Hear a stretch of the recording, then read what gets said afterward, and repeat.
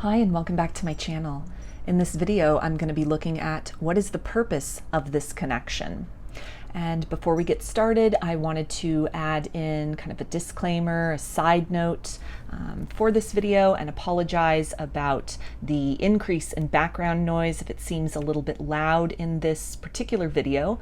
We are experiencing a pretty intense heat wave right now in California where I live, and so I have the windows in my studio open as I am recording this video. A little bit of a breeze has kicked up, so it's making it more bearable to be in here and doing this reading. So again, I apologize and I thank you for your understanding and patience with this. So as far as the reading goes, there are 3 groups to choose from.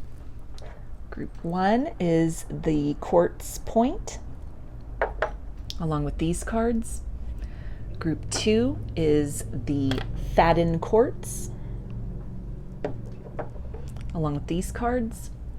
And group 3 is the Smokey twin quartz, along with these cards. So if you want to take a moment to center, focus on your breathing, and feel whichever group, maybe multiple groups or perhaps all of the groups that you are most drawn to. I'll give you a minute to make your selection and then we'll get right into it. And there are timestamps in the description box of the video for each group if you would like to jump ahead, which I do recommend using so that you can skip over me shuffling cards in between groups to clear the energy of the group I have just read for and tap into the energy of the group I'm about to read for. So again, I'll give you a minute. Please use the timestamps and we'll get into your reading.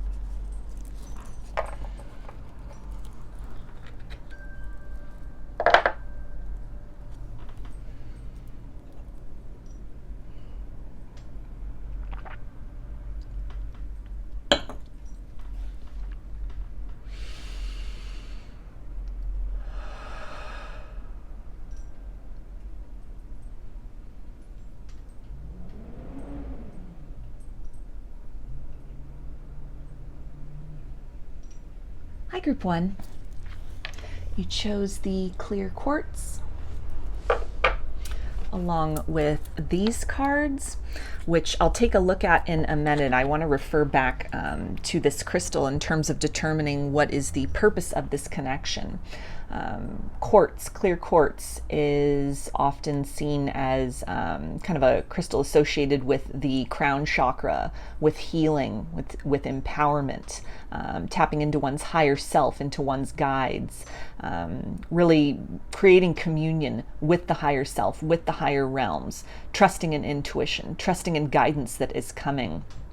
This is also a crystal that can be used to help us sort of transcend difficult times in our life, see higher perspectives, and to really look forward to the future, to take what we have to work with, the materials that are at our disposal, those kind of resources within ourself, and find ways that we can construct for ourselves bridges and pathways towards what we want to experience based upon and kind of fueled by where we have been previously. So this can definitely tie into this connection being very much a catalyst for you and for this individual toward aligning with your higher calling, with your life path in some way. Really what has been sparked or initiated by this connection, activations that have happened within the two of you individually. Of course, free will and choice being a factor. People can either answer that call, participate in that path, work toward transcending the limitations within self, or even kind of perceived limits in the world around us. Or it's something where, people can kind of choose to avoid that, to not invest in that, to not explore that route. But this feels like a connection that has acutely opened that up for the two of you, maybe even through the struggles that you have gone through with this person. And you've really had to pick up the pieces in your own life in some way. You've really had to be that shelter and that healing for yourself. Kind of this idea of learning to turn the pain that you have experienced into a source of wisdom, not just in terms of this connection, but it really feels that this is just sort of the framework that can really help you to kind of reevaluate and to assess other situations, other relationships, other circumstances in your life, to see kind of what is the wisdom, what is the gold that can be rendered out of these kind of leaden experiences, out of these disappointments, these heartbreaks, closed doors, and how can one then kind of dig a tunnel through these things, or recognize a window that they might have been otherwise kind of oblivious to, or had kind of not maybe originally thought was sort of the best path forward, or the way in which they wanted to direct their life. This can definitely talk about divine intervention that has occurred in this situation, or again, getting you more in touch with your higher self, with your guides, starting to see kind of the bigger picture of your life, and how there are no accidents, there are no mistakes. The people that we intersect with and the experiences that we have may in the moment seem very convoluted and very confusing, but that ultimately kind of a larger plan or kind of a larger purpose of these things can definitely be revealed in time. So just very initially, based on this crystal, it does feel that kind of one of the big purposes of this connection is to get you into alignment in some way with more clarity about who you are at your core, and kind of why you are here on earth at this time in this body. What is your purpose? How can you use your life experiences, even your experiences with this person, to help shape you into a more compassionate individual? How can you kind of use the struggles that you have gone through to help others, to guide others, to lead others, to be that shoulder, that listening ear, that empathic presence to others who may also be going through the process of kind of trying to pick the pieces up in their life, or who may be kind of dealing with a gravity of emotions and experiences that are very heavy to deal with, that weigh heavily upon them. A lot of confusion that as you personally are able to kind of sift through this, you're a way shower for others, as far as kind of through persistence and patience and surrender, that even the greatest storms and cataclysms definitely give way to kind of this vista of peace eventually in their own time. So in terms of the cards that you chose, along with this crystal group one, let's see, what is the purpose of this connection? And we've got the Queen of Chalices. So this is all about emotions, some deep and heavy emotions that have been stirred up through this connection. Some shadows that may have been triggered within each of you that have maybe caused one of you to run and the other to kind of chase this, to lean into this. Something about this circumstance and the dynamic, maybe the elusiveness of this person, their resistance to open up fully emotionally, or even some blocks that have been kind of shown to you in terms of the way that you are valuing your own cup of love, you are presenting that to others, that in some way this connection is really helping you to kind of face these deep waters, to come out of the comfort zone and to really swim in this vast ocean that exists within you, this vast ocean that has been kind of unlocked and triggered by this person and by these these circumstances. There's a sense here of also a redirection of focus.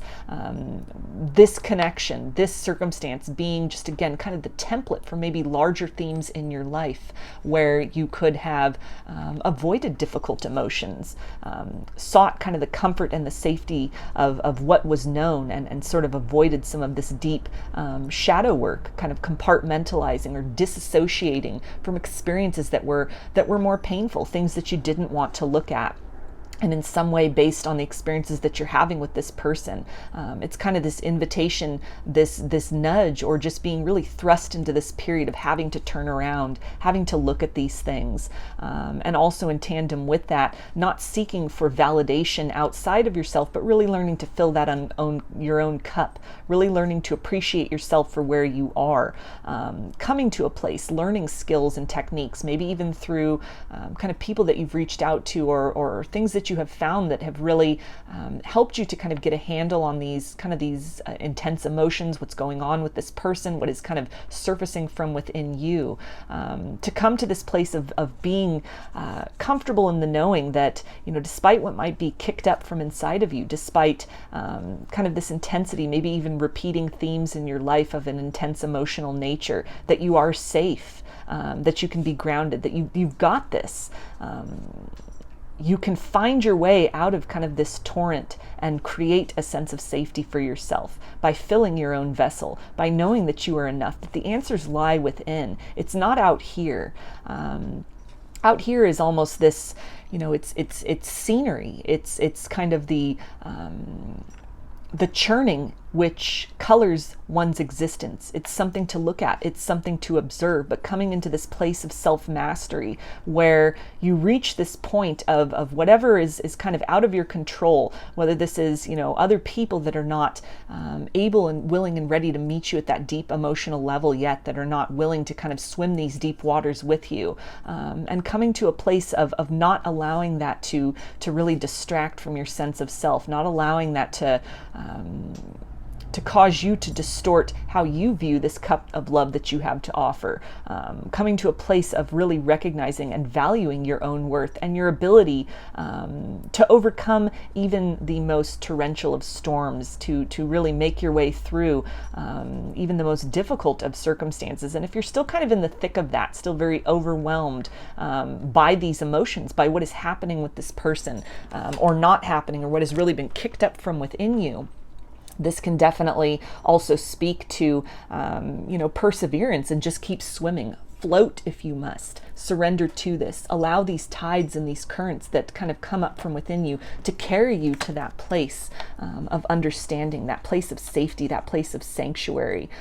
Learning to become very comfortable in your own presence. Learning to really recognize that, despite what might seem very overwhelming, that ultimately you are safe. You have the ability to, create safety and sanctuary for yourself. That at times may be in harmony with the circumstances around you, but is also nevertheless, it's not able to be fully eroded or fully compromised. It's an essence of kind of coming back to yourself, finding that immutable truth within yourself, and kind of reaching this point of not allowing yourself to be so kind of shaken or torn apart by other people's ability or inability to kind of meet you at that level and receive the love that you have to give. Appreciate that love you have to give, coming to a point of recognizing that others' inability to recognize and kind of appreciate your worth does not diminish that inherent worth.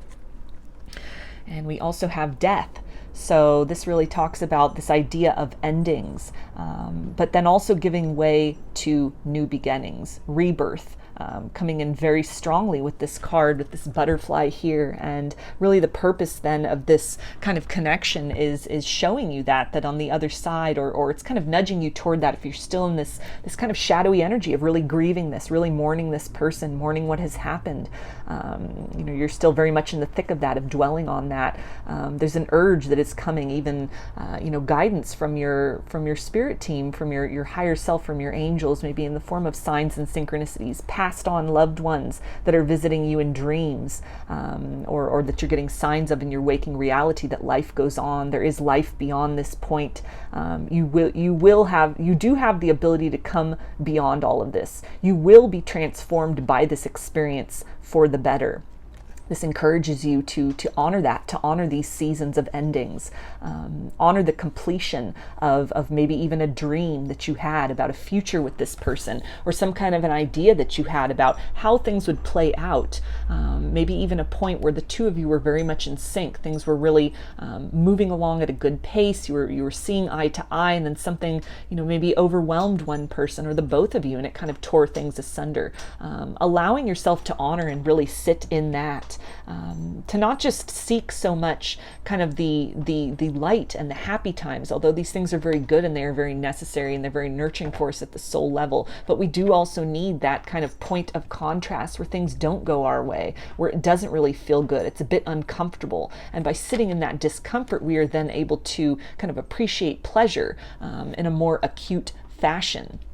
And it really feels that this connection is also kind of bringing your attention to the fact that you have the ability to change your circumstances at any time, whether it's in regards to how you are kind of internalizing what has gone on or is going on with this person, by redirecting again that focus within, filling your own cup, not giving so much of your power away in terms of kind of your emotions and your sense of self to outside circumstances, but really taking that power back, taking the experiences that might not have worked out to your advantage and using that as kind of fuel to kind of plan and to know and to be able to discern what you will and will not tolerate moving forward, helping to kind of shape a more precise view of what love is by experiencing maybe what love is not, or what you don't want to experience in love, disappointments, which then help you to, again, kind of build this discernment within yourself as you're then navigating further along your journey in other ways in romance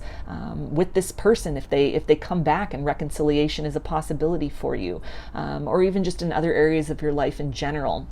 This connection, this experience with this person, really honing and shaping some kind of internal antenna within yourself, strengthening that sense of self so that you recognize, and that it's not just a sentiment, it's not just a mantra, you're living proof of that, that every end has a beginning. Everything that falls apart, it leads to a new opportunity for something else to be created or birthed in its place. And we also have the Six of Swords. So this can definitely talk about this idea of moving on. It ties in very nicely with this idea of rebirth with death here. And even just with the swords energy, this mental energy. This can really relate to narratives that you have told yourself about what love and partnership should look like.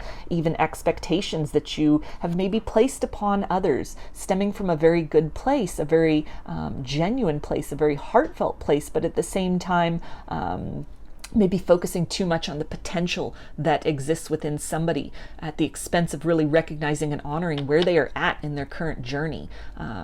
Focusing maybe a little too much again on that kind of that higher self, that best case scenario, and not honoring, not allowing for kind of that process of change, those growing pains as somebody evolves into that or makes the choice not to. So in some way, this can also really help to kind of, with this mental energy, again, kind of add to this discernment within you, what you will and will not accept in your life moving forward, what you do need out of a romantic partner, what you do need out of relationships of other varieties, whether that is family, whether that is friends, whether that is coworkers, recognizing and honoring your own emotional needs, and anywhere that you have sacrificed these things, you have made these things secondary in order to kind of accommodate the needs and desires of others, that you've tried to maybe placate somebody or play down, times where you're not really feeling that your needs are met, all in the interest of keeping peace. It seems that if you've kind of leaned into that and something has nevertheless rather fallen apart in this connection, that it maybe didn't work out the way that you had wanted to, that all of that is really an example to, again, kind of move beyond something of that nature, move beyond this kind of inclination to people please or to contort yourself or to dim your light to fit in, to really honor that authenticity, that truth, to discover that who you are, what do you need, what do you value, what do you want in your life, and really really this process of kind of evolving and moving beyond outdated narratives, outdated stories, outdated experiences of maybe love and loss in conjunction with one another, helping you to really create a clearer picture of what you want moving forward, who you are as an individual, coming to this place where, again, anything that you've been avoiding within yourself, maybe it's patterns in relationships, patterns within yourself, of kind of a light or shadow nature, coming into balance with these things in order to understand yourself on a more intricate level, and therefore be able to kind of see that mirrored in other people, helping you to really understand others, their motivations, their deficiencies, their virtues, and taking all of this into account, tapping into that higher self and the 3D self, not operating too much in the realm of kind of the highest potential, that possibility, the best case scenario, but also not dwelling in kind of this energy of pessimism that based on heartbreaks or based on what has happened with this person, that inevitably all love will fall apart, that you're really being called through this connection to kind of blend these things, kind of a marriage of the head and the heart here. To where, even difficulties, you're able to sit with that. You're able to sit with that disappointment, but not dwell there, not live there.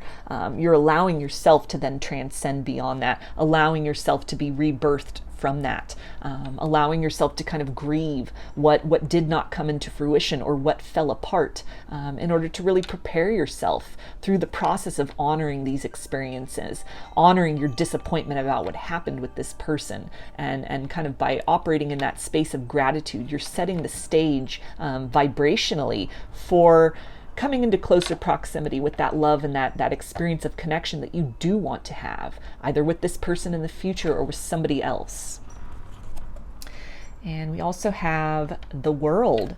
So this can talk about, again, this idea of endings, coming to completion, coming full cycle.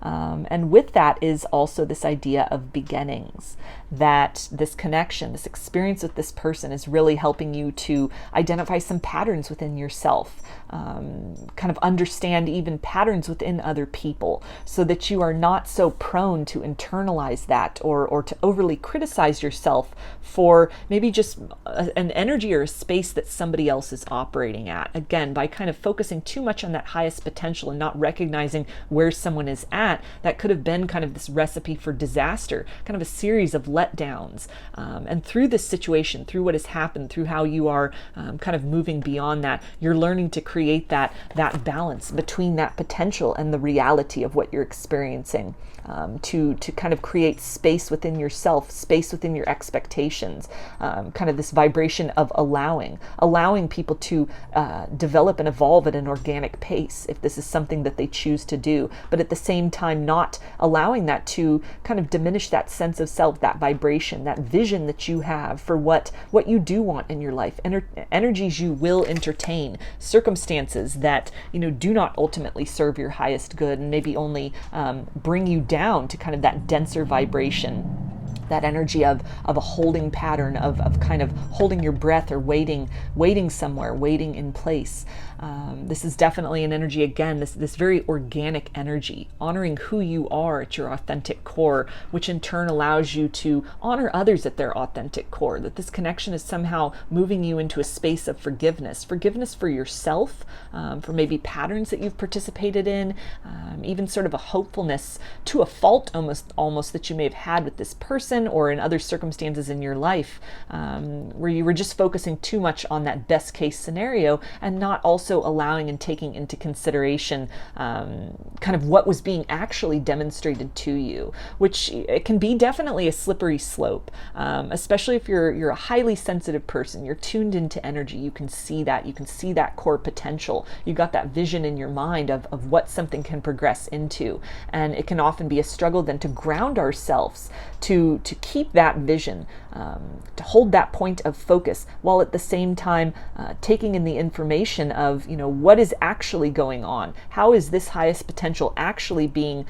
demonstrated or being embodied or being carried out in this person or in the 3D kind of reality of this situation? Learning to come into that space of balance, which is not going to negate the occurrence of disappointments in the future, but it helps to, again, kind of create that sense of perspective, so that if this person chooses not to do the work to kind of rise up and meet you at your level, or other disappointments kind of occur, or you're needing to kind of let this go, close out this chapter and move in another direction, that again, the disappointment will be there, but it won't be so eroding to you. It won't be something where the pieces that you're then having to pick up are not as profound. The shattering isn't as great, and that's not to say that you won't experience again disappointment or a sense of loss or sense of pain. These things are very natural. We must experience the shadow in order to appreciate the light, and only by knowing the light are we able to really conceptualize and truly understand kind of these shadow aspects. It's all this element of contrast, but it definitely feels that this circumstance, this connection with this person is helping you to reach that place where you're honoring both. You're recognizing that there's a season for both, and that for every hope that is dashed, every dream that doesn't come true, further down the road, there will be new opportunities. Coming into this space where you're not allowing yourself to kind of sink into that pessimism or that hopelessness, keeping that hope alive, allowing that to be a beacon that carries you forward in your life, so that at the time and manner that you are meant to, you are able to then intersect with, you're able to recognize you've cultivated the space of love within yourself for yourself, which then becomes almost a sanctuary for love with another to grow and to blossom. And we've also got the Two of Pentacles. So again, this idea of balance is coming up very strongly here for you, Group 1, with sort of the purpose of this connection, taking into account, again, both the highest potential, the higher self, the good times that you share with this person, kind of all the potential that you can see for where this can go, but then also honoring the reality of where you are at, creating a sense of compassion within yourself as well for both your flaws and your virtues, which helps you to kind of operate in that sense of compassion for others, whether it's this person, it's just other people in your life in general, recognizing that we're all kind of working with the tools that we have at our disposal at any given time. Learning to not internalize that so much, learning to not really allow that to throw you off balance as much. But again, operating from this space of compassion that we're all doing the best that we can with the knowledge that we have, with kind of the level of spiritual and personal development that we are at in any given point in time, holding on to that hope that change can happen, that evolution can happen. But again, not allowing that to really throw you off kilter so much, keeping the focus on your own priorities, on your own highest good, on your own well-being, your own kind of emotional maintenance, by again honoring loss, allowing yourself to feel these feelings, but then looking toward that horizon, looking toward that potential that in the right time that these storms will clear. The sun will shine again. There's always, new hope. There's a new chance of something else that will come in. So as heavy and as difficult and confusing as the emotions and the experiences with this person have been, that this is really a process of helping you to kind of sit with yourself during the kind of the dark times, the dense times, the times that don't feel so good, while you are in this process of kind of recognizing the light that you always have had and will continue to hold within you. Becoming that light in the darkness, allowing that space for both to coexist simultaneously. And that in turn really allows you to relate to others or even this person, at this point, it allows you to understand them from a different vantage point, or allows you to potentially even relate to them differently in the future if this is a situation where you would consider reconciliation, where by honoring kind of these polarities within yourself, you're then able to honor those polarities within another. And it moves out of the realm of love and connection, that is, it's conditional, that there are expectations tied to that, and it moves closer to that space of unconditional love, which is love that allows somebody the time and space to be who they are and to become who they choose to become at the pace that they decide to do that, but then also honoring yourself and again, not sticking around and holding out for potentials, but really recognizing, does this feel good? Is this serving my highest good? Do I feel static at this point? Or in this situation of holding space for this person, do I still feel that I have the room to thrive and to grow and to learn and to reach my highest potential? We've also got the Seven of Cups. So again, a card of choice and balance, and this choice that this situation with this person, that this circumstance is really presented to you. Do you allow this situation to kind of erode you? Do you allow this situation to kind of create this energy of pessimism within you? Or do you make the choice to rise beyond this? Do you make the choice to allow yourself to be kind of honed and shaped into a more clarified version of who you are? Do you make that choice to try and look to the future, to look to what can be gained out of this? What are some opportunities for healing and for greater self-love that this circumstance, that this disappointment, that whatever is going on with this person, or even their choice to remain stagnant and resistant, kind of what is that opening up for you? What is that presenting for you? The choice to kind of remain in that sort of wishful thinking energy, or that energy of kind of defeat and disappointment that things didn't work out as you might have wanted with this person? Or is it something where you're then going to choose to sort of rise beyond these things, to continue to believe in the power of love, to continue to believe in the potential and the possibility and the reality that the universe does not want you to be lonely and hurting, and that, in the time and manner in which it is meant to, love in many other ways, including the romantic love that you seek, will come to you. It will find you. You will resonate with that. By raising your own vibration, you are making a choice to align to that path of your highest good.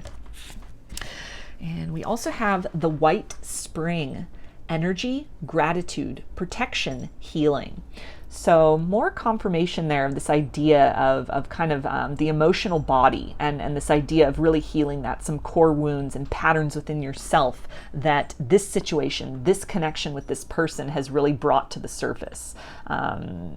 Feelings of abandonment, feelings of loss, maybe even some feelings of really questioning your own intuition, or kind of this choice that you may find yourself at, or have found yourself at in this situation, to close yourself off, to close yourself down to the potential that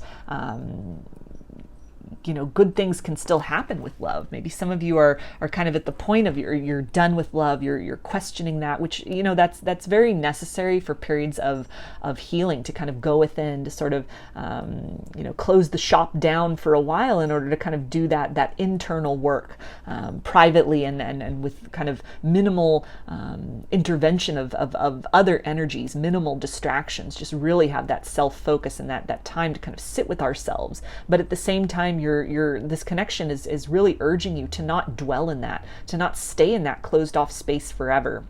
And if you're at the point where you're just entering that, or it still feels that you need more time, honoring that as well. Having gratitude for this opportunity, even this time of aloneness, the time of really having to sit with yourself, sit with your emotions, looking at this as a very cathartic experience where you're not only shedding tears and kind of grieving the loss of this situation or difficulties or disappointments, but it's an opportunity to kind of purge from within yourself other cycles and patterns that this might be kind of a repeating theme in your life in some way, digging deeply beneath the surface, and finding a place of again, gratitude for even the greatest disappointments, for the opportunities and healing that has afforded, so that in time, in a manner in which is comfortable to you, when you feel ready. Grief has no expiration date. There's no specific set amount of time where you just need to, quote, get over it.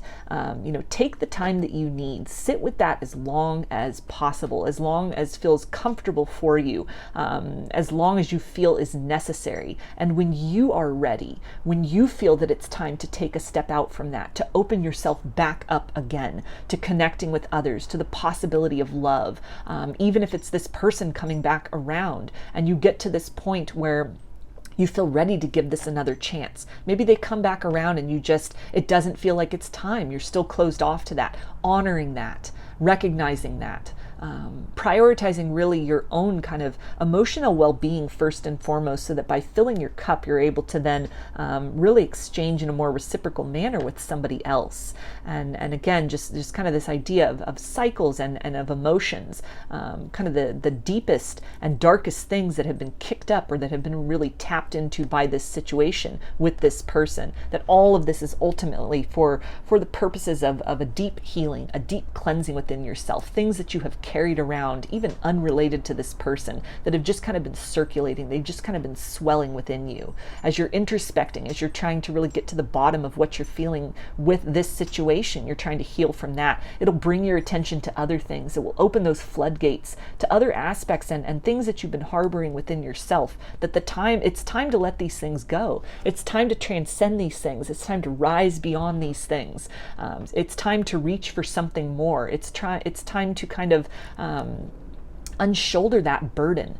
You don't need to be held down by it any longer, and at a pace that is comfortable for you, allowing that to kind of be washed away, allowing that to fall away, or to come to that point of extinction within you, so that you reach that sort of liminal space where you have that choice to kind of continue to dwell on what is gone, or to open yourself up to the possibility internally, and then at a pace that feels comfortable in kind of external ways and tangible ways, to the new growth that wants to happen, the new experiences that want to happen, opening yourself up to the possibility that what you have endured and experienced in the past is not it doesn't determine automatically what will come into your life in the future. As you seek to heal yourself and raise your vibration and come to a greater awareness of self, you naturally and automatically magnetize in different kinds of people, different kinds of experiences. Everything comes with its own series of lessons and blessings. So this is not to say that everything will be great, nothing will hurt ever again in the future once you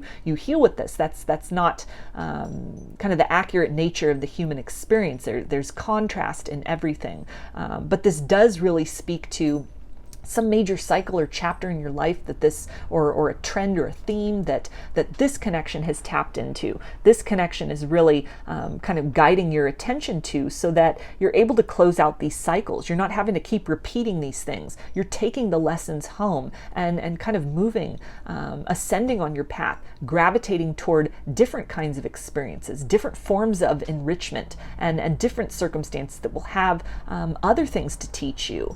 And as you're moving into this space of kind of honoring yourself, knowing who you are, recognizing your needs, and setting those boundaries appropriately, advocating for yourself, while also having that space of compassion within you for others, for how they are able to meet these needs, not meet these needs, giving them the time and space to organically kind of step beyond their own limitations, then you open yourself up to kind of teaching experiences that don't hurt as much. You're opening yourself up to learning more about what love is, not in the form of heartbreaks, but in the form of periods of conjunction with other people that are more fulfilling. As you find that fulfillment within yourself, you're able to meet others who also have kind of gained that, who have come to that place of El Dorado within them, who have found that fountain within them, who have done the work, who have done the healing, and are able to kind of recognize that within you, this aspect of healing, this aspect of kind of overcoming things that might have, really at different points in time kind of kept you in this shadowy and dense energy. So it really seems that this connection in some way helps you to help yourself to raise your vibration, so that you're able to experience different kinds of themes and archetypes and patterns in your life than what had been kind of circulating or repeating previously. And we also have medicine horse, progress on the path. So this again talks about that idea of medicine, the medicine within you, that the wounds in some way contain the remedy, that the hurt and the difficulty you have experienced with this person, the anguish that you have gone through, the struggles to kind of overcome, grief and anger and confusion, all of these things are again kind of leading you home to yourself, in order to really tap into that greatest potential, to understand your ability to overcome all obstacles, really through tangible experience, not just seeing that the heartbreak will ease, the pain will alleviate, things will feel better, and that not just being kind of a vague notion somewhere off on the distant horizon, but to really go through this very viscerally, to experience this, to be that source of healing for yourself, be that remedy for yourself. Find that solution within yourself, as opposed to really looking outside of yourself. And it can be very important, to get that input, to get the healing that is necessary, to seek out other modalities for healing in a variety of ways, whether that's spiritual, whether that's talking to a counselor, whether that's doing something to improve your diet and your lifestyle so that you're kind of cleaning up the physical vessel and making that a proper house, making that a proper structure for kind of this spiritual alchemy to take place. But despite all of that, despite all of the kind of input and things that have maybe worked for others and kind of how they can contribute to that, this is really the journey within. This is the journey to self. This is understanding your own innate healing mechanism and capability to take in this input, take in this information, digest that in a way that it produces something of value to you. Coming into greater communion with yourself, with your emotional body first and foremost, recognizing what feels good, what doesn't, where are you honoring your own kind of needs, desires, and wants versus sort of making these things secondary or kind of pushing these away in order to really overly accommodate others, to make others feel safe and comfortable and seen at the expense of you yourself feeling safe and comfortable and seen. Horses are also totem animals of freedom. And so this can really talk about, again, this connection helping to free you from some kind of conditions or patterns or even unconscious or conscious cycles within yourself that in some way this connection, this situation catalyzes you to a new level of recognizing yourself, honoring yourself, of different kinds of experiences, people, and vibrations that you've been magnetizing into your life, closing these things out so that you come to this new level. You free yourself from these patterns. You come to the point where you put them down. You recognize that you have gained all the lessons, and now you're looking for something more. Now you're ready to kind of step out from this sort of energy of a broken record, maybe, or a series of disappointments, getting your hopes up too high only to have these things be kind of dashed or sort of torn apart or let down. And you're moving into that space of really opening yourself up to a new kind of experience, a new kind of person that can magnetize in, a new kind of understanding of yourself, a new valuing of yourself, freeing your authenticity from whatever that space is that you've kind of held that light within you in, kind of this bell jar that you have put around yourself in order to kind of be more pleasing or accepted by others even. Again, at the expense of your own emotional needs and your own emotional well-being, really tapping into that and kind of unleashing that, unfurling that, letting yourself step out unapologetically for who you are authentically, and recognizing that, by being you, the world around you changes, and kind of discontinuing any sort of patterns or cycles where you're doubting your worth, you're doubting if you're good enough, you're doubting the value of the cup of love you have to give, and understanding that, other people's ability or inability to appreciate that, to meet you at that level and to reciprocate in kind. It is not a reflection of you. It's a reflection of wherever they are at in their evolution. And it's something where, all you can do is really change yourself. You can change how you perceive yourself, how you hold yourself, how you value yourself, and allow others the time and space and the freedom to really do that according to their own timetable, according to what feels comfortable and natural and right for them. Some people will choose to do that. Other people will avoid that work. But coming to this place where you don't allow that to distract or erode or diminish your sense of self, your sense of what you deserve and what you want out of a partnership with another. And we also have power of attraction. So this is really talking about, again, your ability to create this balance within yourself between the masculine and feminine polarities within self, coming to this place of radical self-acceptance so that you are then able to magnetize in, vibrations that are in alignment with that, people that have done that work, people that have kind of achieved this dynamic within themselves and are able to recognize that in kind with you, coming into this place where you are honoring yourself fully, where you're not willing to compromise what you endure, what you put up with, what you allow into your life. This connection really helping you to kind of align with that higher path, with your highest good, so that you're able to attract in kind of a higher vibration of experiences, a different series of lessons and blessings with different kinds of people, different kinds of partners and experiences, or even with this person in the future if they choose to do this work within themselves. This can also really talk about kind of this alignment, this love of self, that this connection is really gearing you up to cultivating and recognizing, and that in turn helps you to attract the love that you seek. So I'm going to get a few messages from this person's higher self for you, group 1, and see what do they want to say.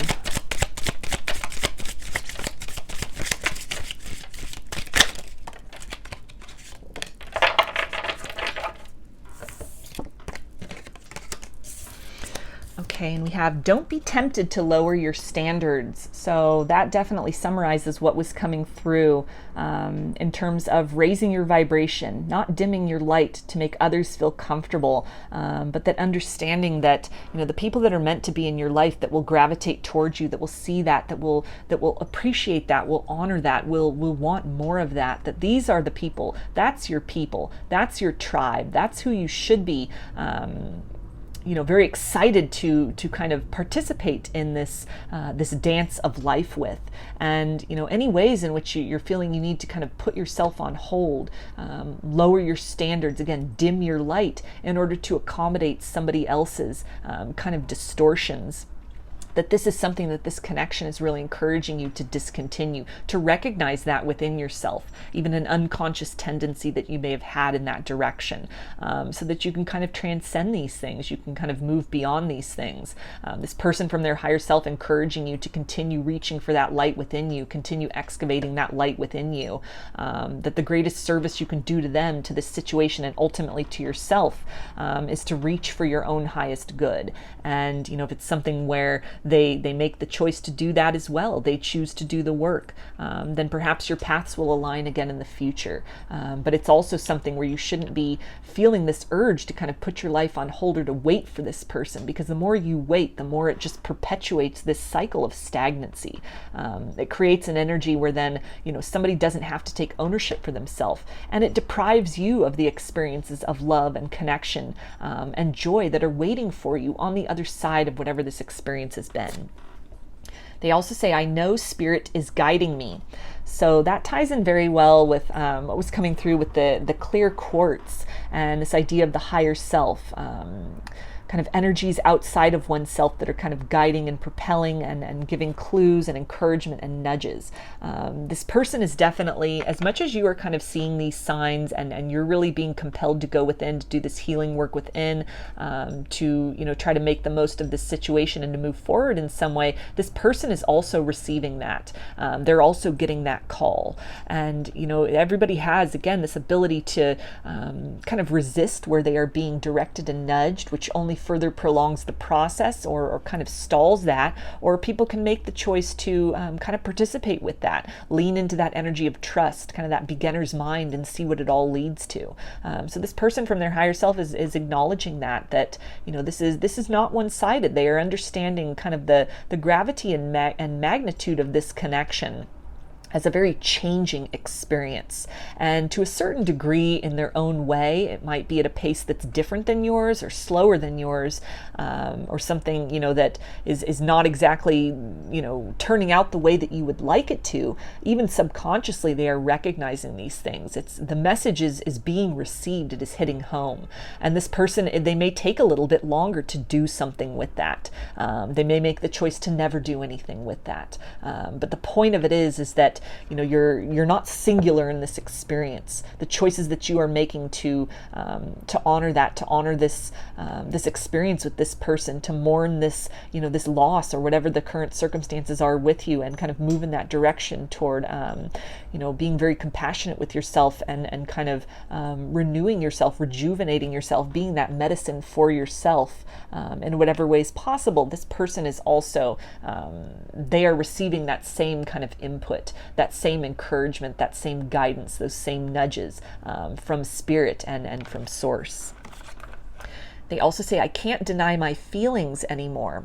So for a lot of you, this person is at this point of really turning a page with things. Again, a lot of signs coming in for them, the work that you are doing or have done, or decisions that have been made to redirect your focus. This having an effect on this person. It's changing something within them. It's shifting something within them. It's almost kind of ringing a bell within them that whatever the dynamic, whatever the vibration was that the two of you were in, whatever those circumstances were, that something has changed. acknowledged, that in some way, even if you are just at the point of curious about what good can come of this, you've in some way turned your attention toward the possibility of kind of overcoming this cycle or this pattern or this energy of grief. Even that very simple act has done something. It has sent out a ripple effect that has been registered and received by this person. And for a lot of you, they're starting to do this work. It might look very different than how you are doing the work. This could be, it's a lot of internal work and how that manifests in the outside world, and kind of the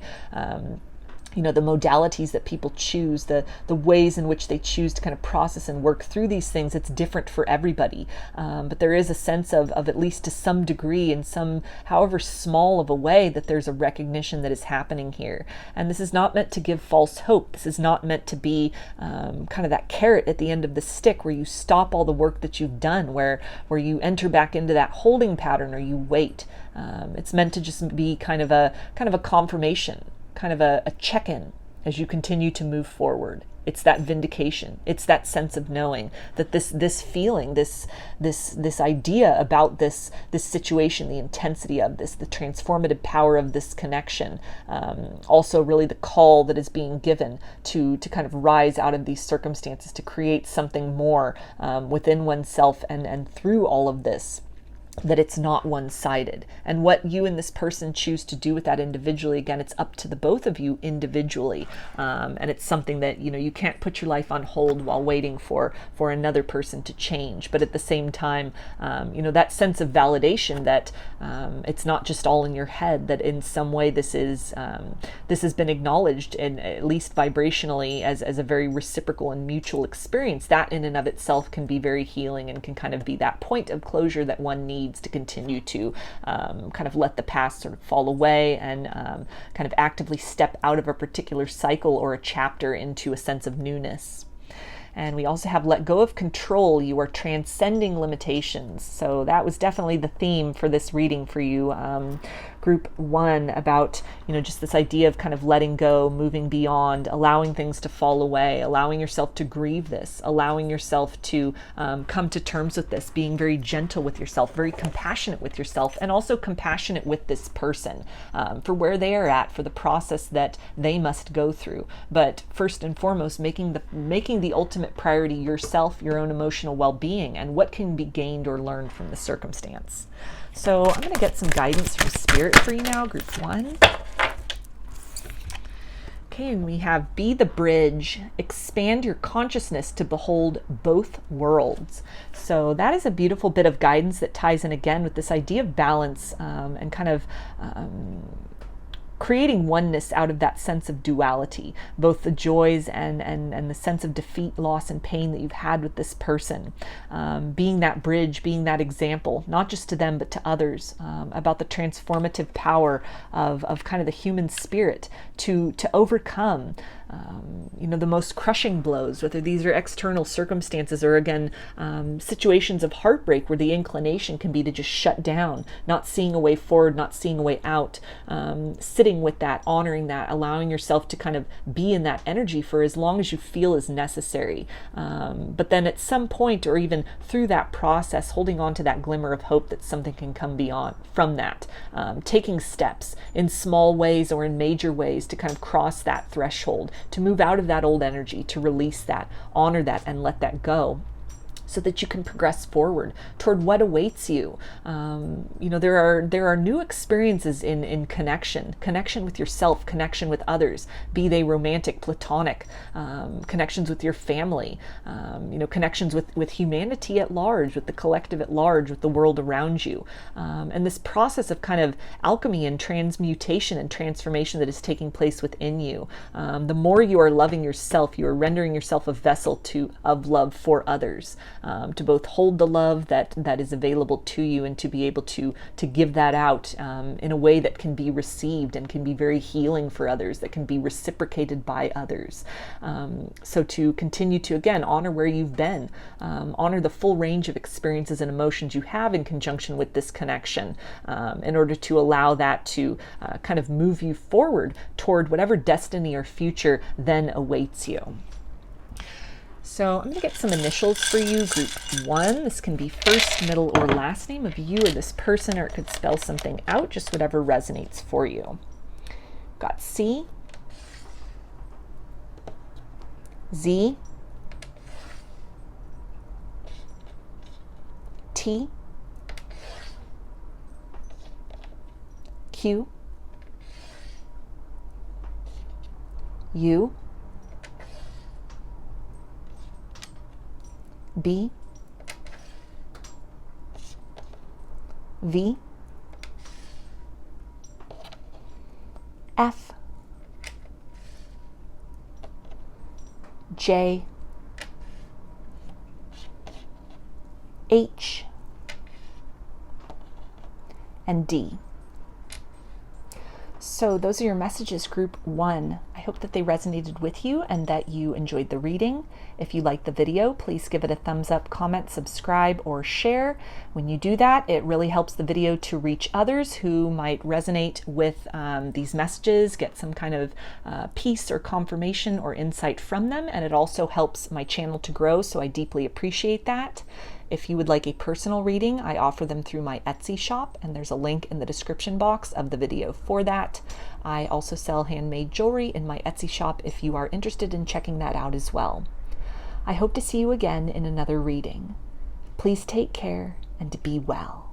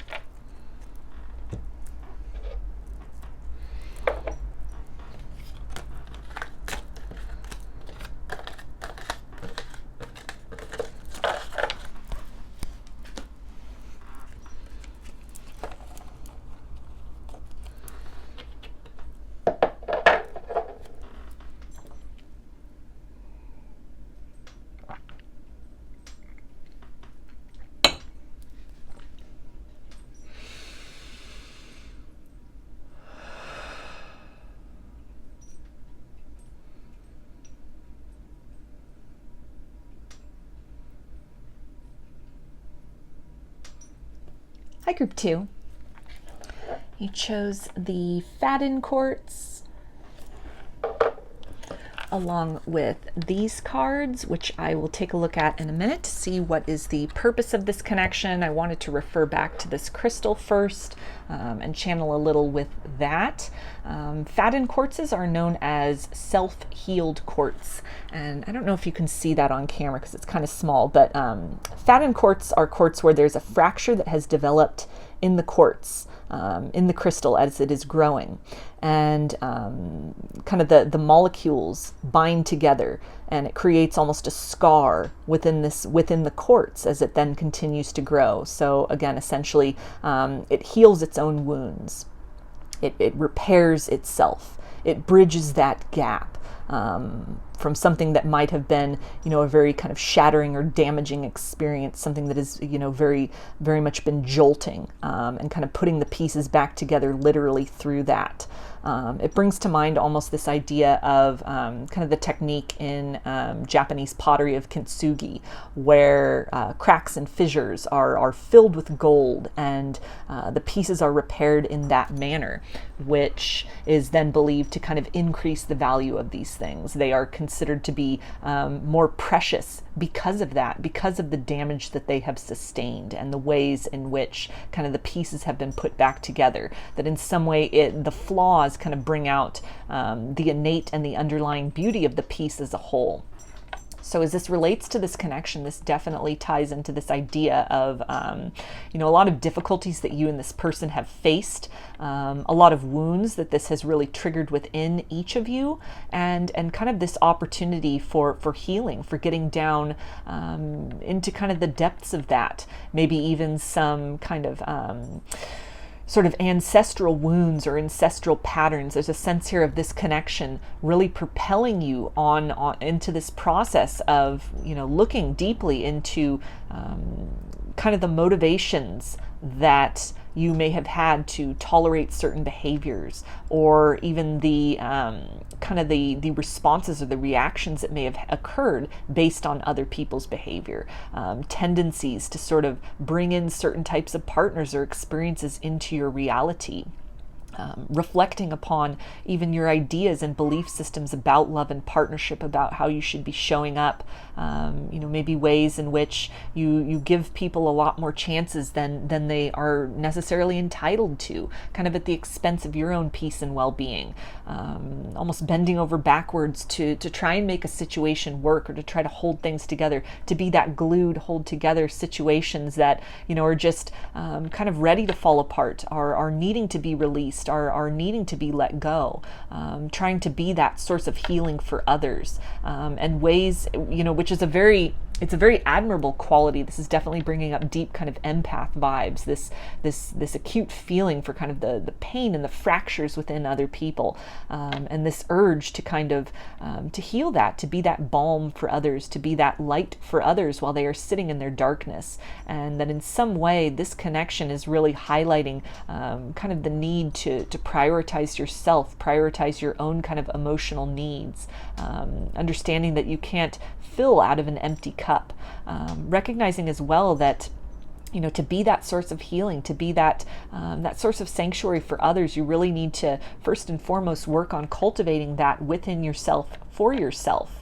Recognizing other people's ability to choose as well the path of healing, the path of love, or the path of fear and the path of resistance, honoring those choices and continuing to press forward in your own life and in your own journey nonetheless. This can also really talk about other kinds of relationships that this connection might have kind of stirred up from within you, other kind of people in your life that you have maybe turned to in sort of the aftermath of what has occurred with this person, and kind of the benefit that has come from that, ways in which you've been able to heal other relationships in your life, ways in which you've been able to heal your relationship with yourself, a lot of self-forgiveness that may have needed to kind of take place, that the circumstances of this connection has really brought to the forefront for you. It has brought that recognition to you, ways in which even forgiving this person for whatever has occurred in this situation, understanding that to ultimately be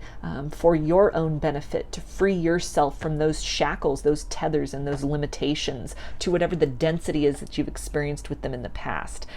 In some way, this connection really helping you to choose another trajectory, to choose another path in your life. Again, kind of an ancestral or lineage aspect is coming up strongly, and so patterns within yourself that have been highlighted and that you're recognizing within yourself. And as you heal these things, you heal others. You're creating a new template for generations to come about a new way of kind of approaching loss and disappointment, of approaching love, of honoring one's own needs, loving people enough to kind of let them go sometimes if they are operating out of that energy of too much distortion and are just kind of really creating more of that density within yourself, learning to love people from afar until they are able to love themselves enough that the potential then exists for the two of you to really be that source of sustenance to one another mutually.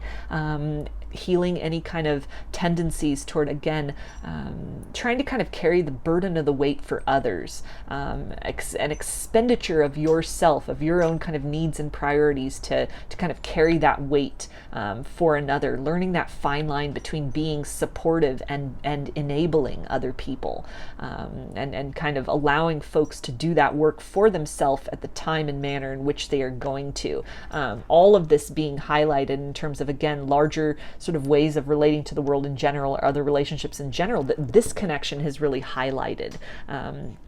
In some way, you may have been really holding the space a little too strongly for this person, maybe even kind of endeavoring your own healing work in great hope that it would help heal somebody else, that it would then transfer over to this person, becoming aware of and very cognizant of that energy exchange between the both of you, and in some way needing to in a more acute way place that focus upon yourself, not so much considering actively the fact that the work you do on yourself affects this other person, because then you're tied to outcomes.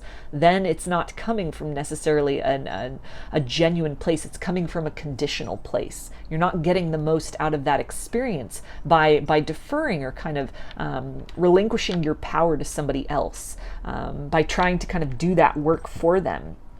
It's definitely healthy and natural to understand that, to honor that, and to recognize that dynamic, that component, especially of strong soul connections, or even kind of a twin flame or a soulmate, or even a twin soul bond, and to recognize that and to honor that. But in some way that this connection is calling you to even shift that focus more onto doing this work, doing this healing work for yourself first and foremost, not with the idea of kind of the ways in which you heal will create that outcome of this person returning, but distancing yourself from that even more, seeking to find wounds within yourself that you can repair for yourself, with the understanding that, the people that are then meant to gravitate into your life, whether it's this person or somebody else, will see you and meet you from that healed perspective, but almost not squandering this ability of healing that you have within you, or that this circumstance is really brought up to, again, do the work for somebody else, but to really invest in yourself, to really take this opportunity to kind of go back through your lineage or your personal history and tend to a lot of wounds, a lot of kind of gaping wounds within yourself that might have even been prohibitions against love, that this connection, with all that it stirs up, it's really a vehicle for some deep healing, some deep soul healing, some deep core healing within yourself, from this lifetime, from the lineage that you were a part of, from past lives that you have experienced, debris that has been carried lifetime to lifetime within your soul, that is now manifesting in some specific way or archetypal way in this situation with this person. So in terms of the cards that you selected, along with the Faden quartz, for the purpose of this connection, we have the King of Cups, and this is really talking about filling your own cup first and foremost, again, doing that healing work for yourself first and foremost, understanding that in order to have a banquet to present to others, you must first prepare that for yourself.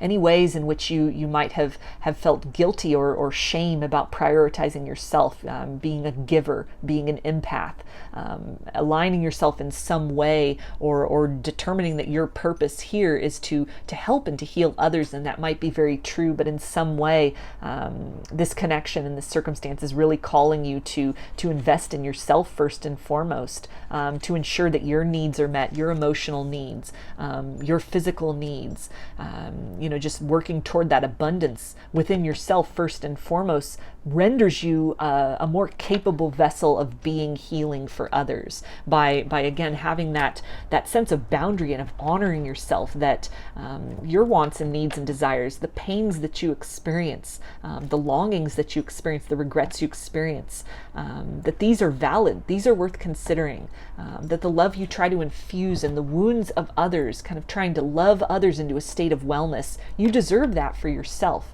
You deserve to invest that in yourself.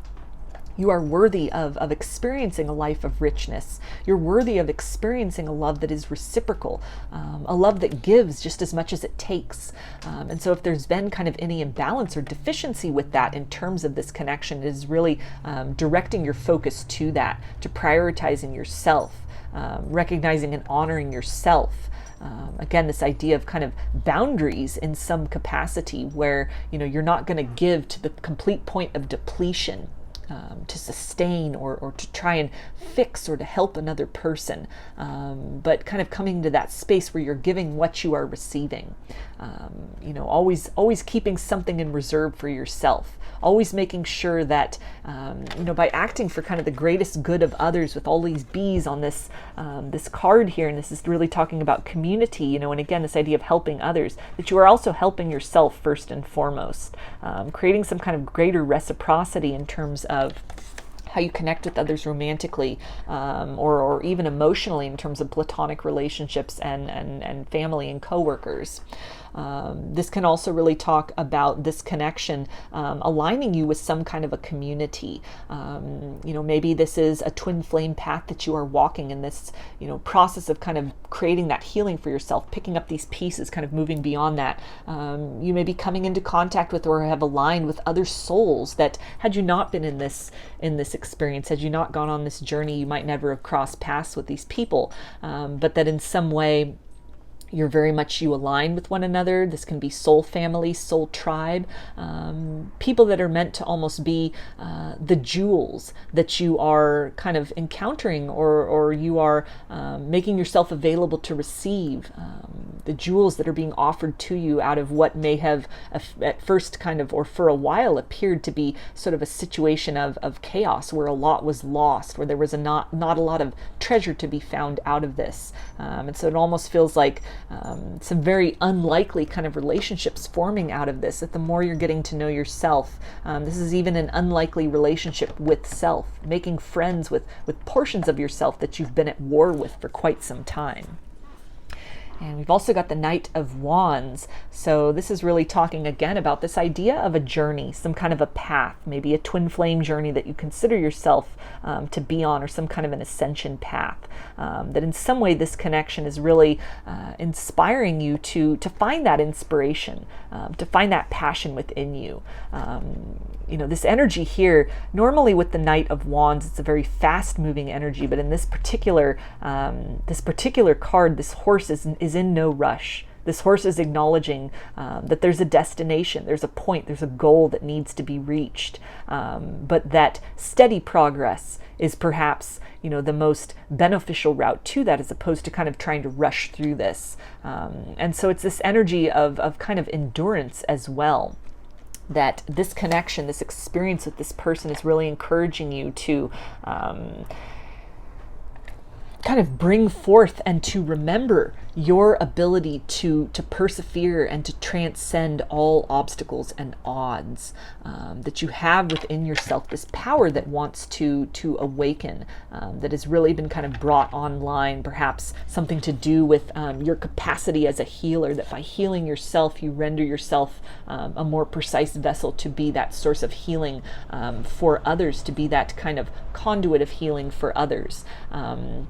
Also this idea of kind of the journey that your soul has walked through many lifetimes with this person or in other ways, that this is a very, whatever might be happening with this person and with the circumstances at this point in time, everything is in alignment, everything is as it should be with this situation, and to just keep pressing forward, to again not try to rush yourself through this process, understanding that the healing and the repair work that happens, or that needs to happen, it's a gradual process, but it's something that it continues through that element of persistence, kind of moving out of this space of needing to see these immediate and quick results, and looking more in the long term of things, looking further down the road, understanding that this process with this person, this dynamic, this experience with this person, and with other kind of things that you're working through in your life, that it's a marathon, it's not a race,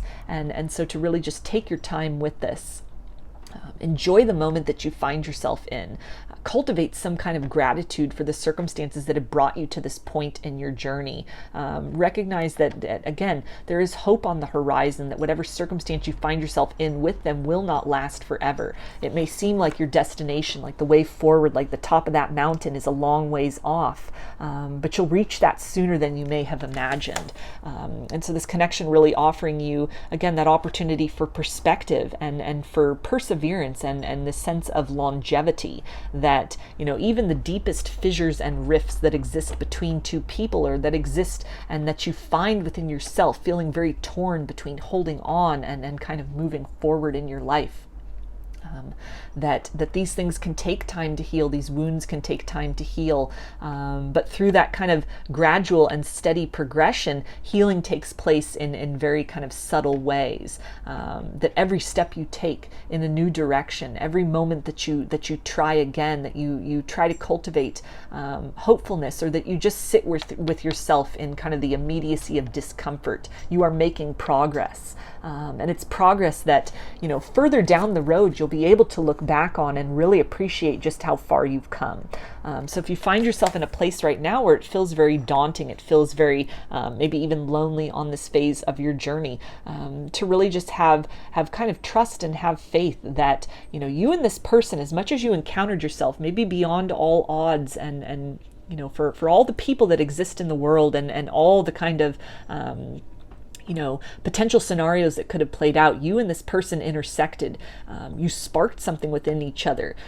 Some portion of each other was kind of liberated, or was set free from a previous way of kind of looking at the world, of viewing the world, and of inner, you know, the inner workings of dynamics and relationships between two people. And so as much as healing is possible for that and is taking place, you know, that there's a grander scheme at play here, that what you're seeing is not the end of the story. And that there is something very significant about this. There is something that ultimately on the other side of what is occurring is meant to be a very healing experience. It's meant to activate something within you, to even align you more with a path, a higher calling in your life in general, and to really then have that trust and faith that, you know, the people in the circumstances, even a healed version of this person in the future, if this is somebody you would reconcile with, not, you know, actively holding on or doing, again, that work in and of yourself in the interest of trying to generate results in them as well, but trust that investing on yourself first and foremost will align you with the heart that is meant to receive you, the heart that is meant to love you, the heart that is capable of giving to you what you give back in turn. It might be this person, it might be somebody else. But, you know, the point is to keep going, to keep persisting, to keep, you know, believing that change is possible, that good things are possible for you, either in this circumstance or in other circumstances in your life. And at times where that's a little harder to see, you know, honoring that as well, sitting with that as well, and kind of understanding that you've come so far already at this point in your journey with this person and in your life, and you've yet to reach the destination. There's still so much that you can't anticipate, that you can't see, that you can't know, that's kind of over the next bend. It's over that horizon. And so a connection that really encourages you or activates this kind of drive within you to keep pressing, to keep wanting for more, to reach for healing even through kind of the pain and difficulty you might be experiencing.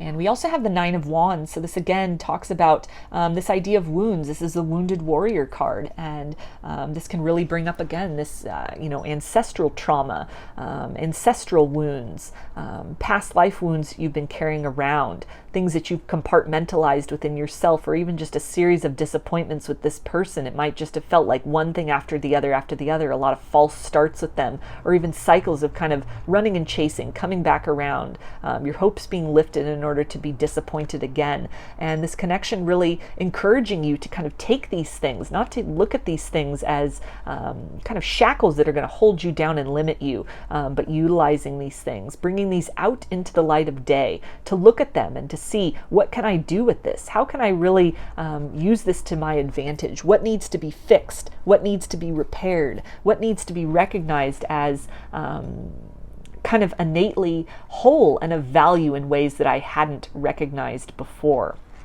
And so this connection really, again, kind of striking and sparking up this deep healing.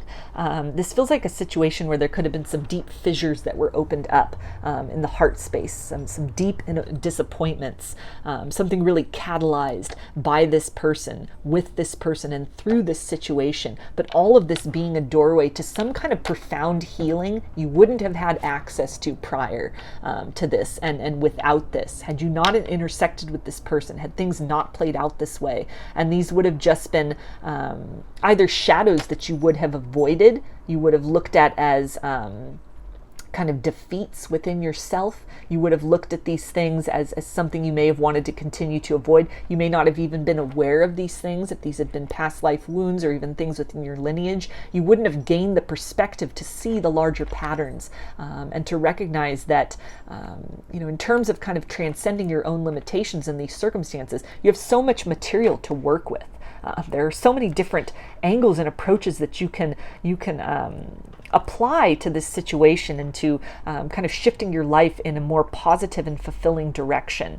There's a sense here also of again, kind of perspective, this not being a race but a marathon, that there might be a lot that has surfaced, a lot of different things that are coming up in terms of your interactions with this person, kind of ways in which that's brought your attention to some other patterns within your life in general, or things within your lineage, or as you've maybe intersected with kind of different modalities of healing, different kinds of communities. You may have come into ideas about like past life wounds and healing these things. You may have gone deeper than just the surface of what has manifested for you.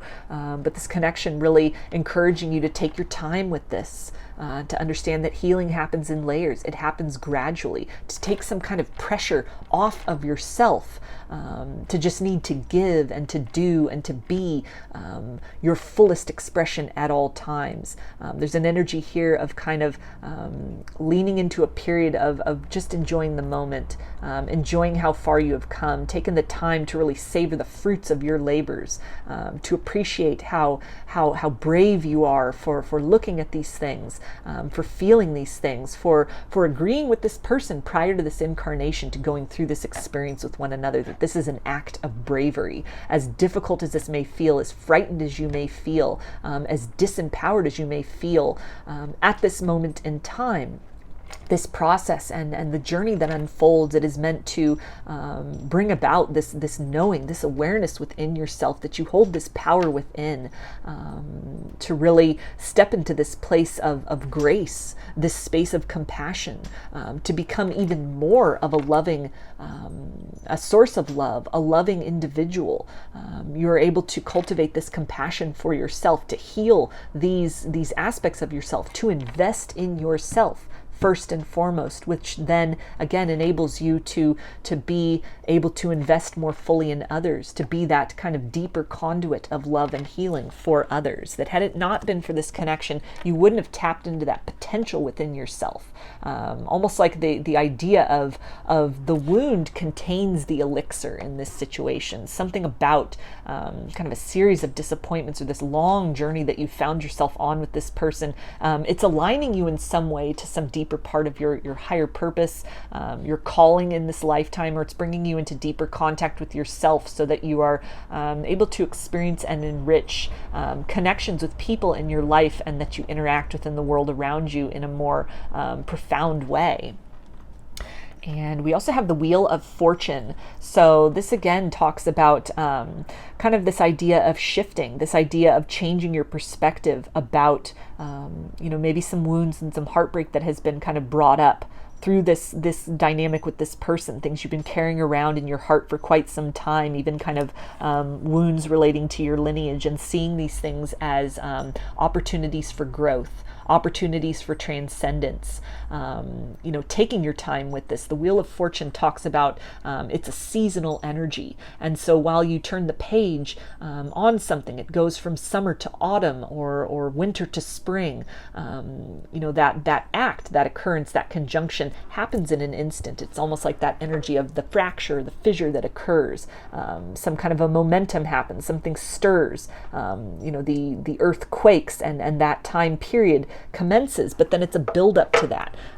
It gradually sort of steps into that.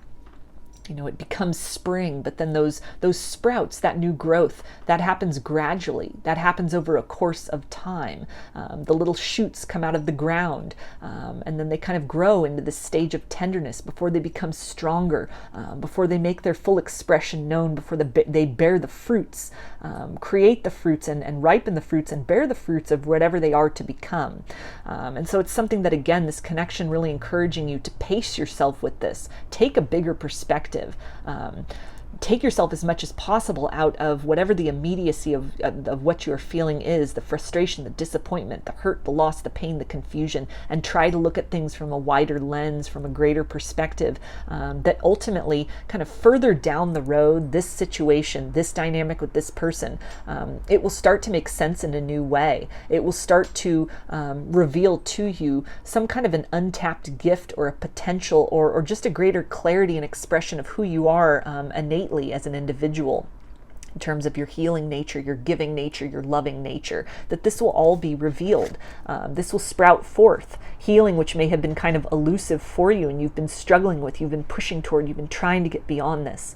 That it's the kind of circumstance where, you know, you might see very little at first, and then it'll be just kind of the first shoots, the first inclination, and then before you know it, it'll pop. It'll be a sea of blossoms that you see outside your door one morning.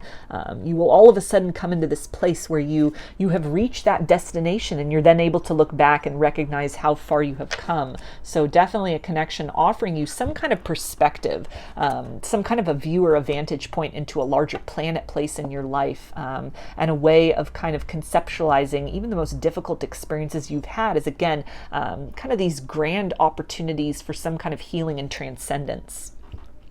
And we've also got the Seven of Wands, which is normally a card of defensiveness, but in this deck, it's almost like the defenses are being put down. They're being put away. They are no longer needed in this kind of active sort of fortress mode, but that this is something where you're being strengthened by your experiences. You're allowing kind of the disappointments or the patterns that you're recognizing within yourself that may have emerged or been highlighted by this circumstance. You're not allowing these things to trap you.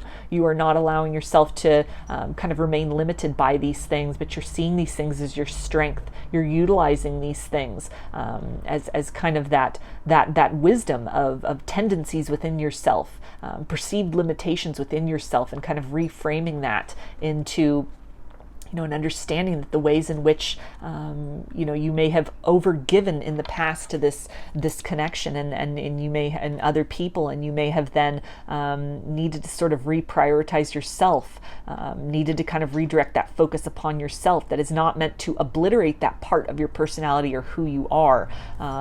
It's meant as something to just kind of maybe put on hold for a while in order to render yourself that more capable vessel of healing, so that portion of yourself that may have operated kind of in an aspect of distortion, giving of yourself to the point of depletion, you're able to create some kind of balance within yourself. You're able to create that sanctuary and comfort within yourself, where you're meeting your own needs, and you're then able to meet the needs of others in a more profound way. That gift of giving, that gift of love within you can then be used as kind of a tool for healing, as opposed to a weapon of your own disempowerment.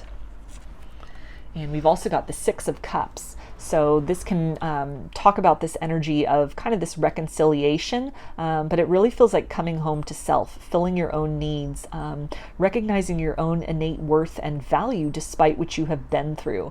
Not looking at yourself as being flawed for being this very giving, this very pure, this very kind of innocent energy where you see the best in people, you believe in that, you want to help, you want to heal, but really taking the time to understand that this gift or this ability within you, this tendency within you, starting to understand that from a new vantage point, and also seeing that you have some growth that needs to happen. There's some maturity that needs to happen in that, in terms of how you recognize that, how you view that, how you apply that to others.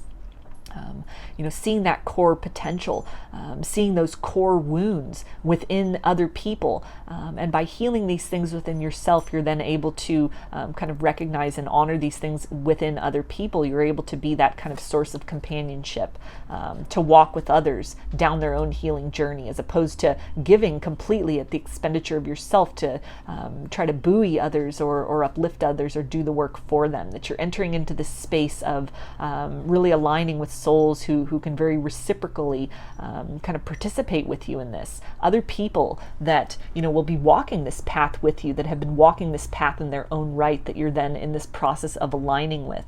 A sense of really some inner child healing here as well. Some core wounds or even things within your lineage that have really been sparked and instigated, brought to your attention by this person, by this circumstance. That's all here as a way to teach you. This is all here as a way to align you more fully to a deeper understanding of yourself, toward really excavating a part of yourself that might have been kind of buried or compartmentalized or obscured in the past, ways in which you felt that your own needs weren't as important as the needs of others, feeding these things, filling these things, taking the time out to really just sit in the moment, to be where you are, enjoy and appreciate how far you've come, being very present in that without overly focusing on how far you still need to go, or what you would like to arrive in the future. And we also have the Abbey, interconnectedness, purpose, serenity, shared blessings. So this is that energy of partnership that again talks to other people or different ideas that you wouldn't have been able to align with prior to this situation.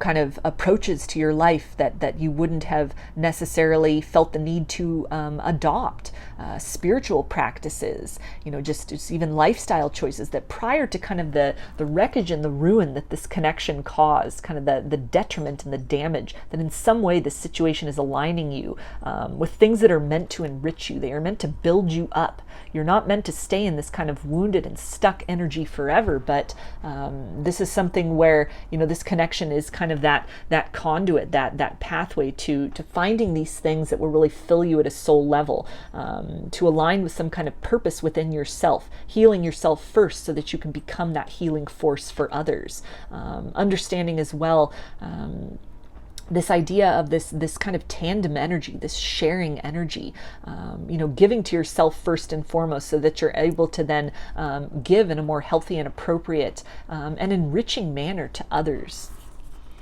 And we also have Hiaka, sorceress of light. So this is the idea of really, manifesting for yourself the change that you want to experience, new types of relationships, manifesting a life that is beyond kind of the heartbreak and the hurt that you've carried around about maybe a series of disappointments in love, belief systems or patterns that you've kind of unconsciously picked up from your lineage. There's a sense here too with these two volcanoes of coming into alignment with people that are, similarly kind of tapped into their own potential, that are in this process of kind of releasing themselves from any sort of need to kind of not invest in themselves, but to give completely to others at the expenditure of their own kind of wants and desires, that you're unleashing some kind of force within yourself. It's a force which not only kind of tears down illusions, it kind of clears these things away. But even with that energy of a volcano, that eruption that then is the creation of islands that come out of the ocean waves, where once there was nothing at the surface, there was nothing apparent. So it's this process of really kind of building out of these very destructive occurrences in your life, taking those wounds and seeking to kind of knit them together, make them into something of value, help using these things and this experience with this person to help render you into a stronger person, into a more authentic person. into a more compassionate person, into a more loving person. And that in some way this can help you to then kind of be a beacon for others, a way shower for others. You're able to then sort of help and give to others from that point of having done this yourself. You're in this process of alchemy. You're in this process of really tapping into that higher wisdom, recognizing what it is you need, what it is that needs to be healed, what these wounds, what these experiences, what this is trying to tell you, what this is trying to kind of bring your attention toward. A very initiatory process as well of, again, helping yourself so that you can help others. And we also have follow your own rhythm. So this is talking about aligning with some kind of a path, some kind of a deeper sense of purpose within yourself. The more that you heal yourself and you are able to kind of segregate yourself from perceiving only maybe the distortions, only maybe the deficiencies within you, that you're able to really recognize, the potential. You're able to really see that light within you. You're able to kind of honor that gift that your energy is in a new and profound way. And again, this idea of healing being a very organic process, it taking time, this being almost the long game. And so encouraging you to be very gentle with yourself, to prioritize whatever it is that you need in order to reach that place of homeostasis, to be okay with where you are just for today, and then keep doing that every day moving forward in whatever way feels natural or possible for you. There's a sense as well of kind of this connection inviting you to participate in the dance of your life instead of just being affected by circumstances, kind of being at the whim of other people's ability to kind of meet you reciprocally in the exchange of love, and just letting yourself maybe previously be kind of carried by that or swayed by that or really kind of hindered by that in some way. You're taking the lead in this situation. You're taking the lead in your own life. You're becoming more assertive. You're becoming more certain. You're prioritizing yourself. You're unleashing some kind of passion, some kind of gift within yourself. That again, had it not been for the intersection of you and this person and whatever has happened here, whatever has really sparked or been set aflame, whatever has been activated within you through this circumstance, as much as it may seem kind of like a destructive period, that there is growth that is kind of coming beyond that, and to just really encouraging you to sort of move with this, stay very much in the moment, but definitely recognize kind of these larger forces in this larger plan at play, allowing yourself to be moved through that energy of transformation with a sense of excitement, with a sense of innocence, without attaching too much to expectations, or again doing this work in the hopes that it will help and heal somebody else, doing the work to heal you for you. And by doing that, you can be that living example of, really stepping into that place of self-love, embodying that place of self-love, moving out of this state or condition where you're very defeated. You're defeated by what has happened. You're defeated by wounds of the past. You're defeated by kind of a legacy of pain or disappointment that has been carried forth across lifetimes or through your lineage. You're taking the active lead in this process to create some kind of new choreography, to say, this is not how the future will be. This may have been how the past was, but I dictate where things go moving forward. I make the choice of what I invest in, what I prioritize in, what I allow into my life. I make the choice to, not feel guilty, not feel shame about prioritizing my own needs by setting standards and expecting people to adhere to that. And by doing that, you then set that example for others about kind of the first step to healing being an internal road, that work all starting within. Not something that can be obtained without, but that the tools that is necessary, that are activated through the influences and kind of what we encounter external to ourselves, that it all kind of lies within. So definitely a journey of healing, a journey into self, a journey to step into kind of a greater capacity to be that vessel of love, to both give and receive love, either in the future with this person or just in your life in general. So I'm going to get some messages from this person's higher self for you now, group 2, and see what do they want to say.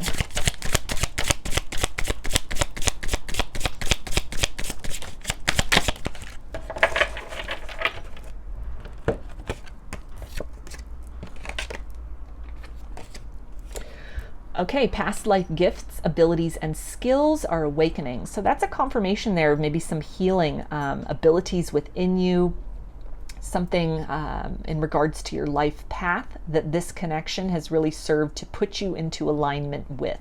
As you heal yourself, you become that greater kind of vessel and vehicle of healing for others. This can really talk about this person is also going through some profound changes at this point in time. Some things are really, coming to their attention, even as much as they may have been trying to sort of avoid this or avoid these wounds. This feels like kind of a force greater than the two of you or each of you individually is really intervening in this.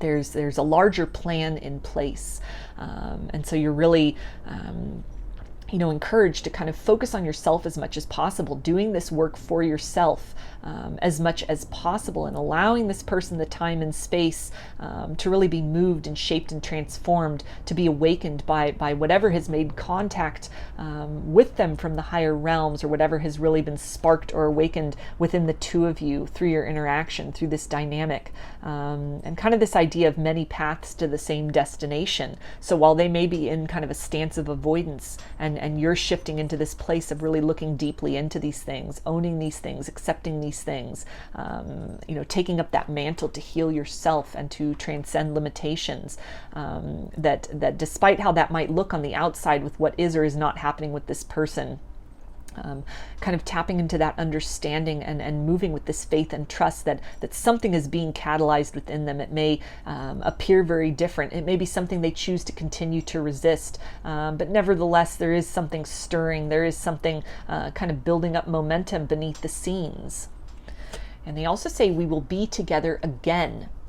So through this process of really healing yourself, you become better equipped to kind of hold and sustain love for another in a healthy and reciprocal manner. This can talk about this person as sort of the shifts that are taking place within them, whatever ways in which they're really looking in the mirror, they're making these changes within them. There is this feeling and there is this desire, almost of fate or destiny in terms of your encounter with one another in the first place, that is really bringing them to a place of understanding and appreciating this connection and kind of what might have really repelled them in the past as being a gift.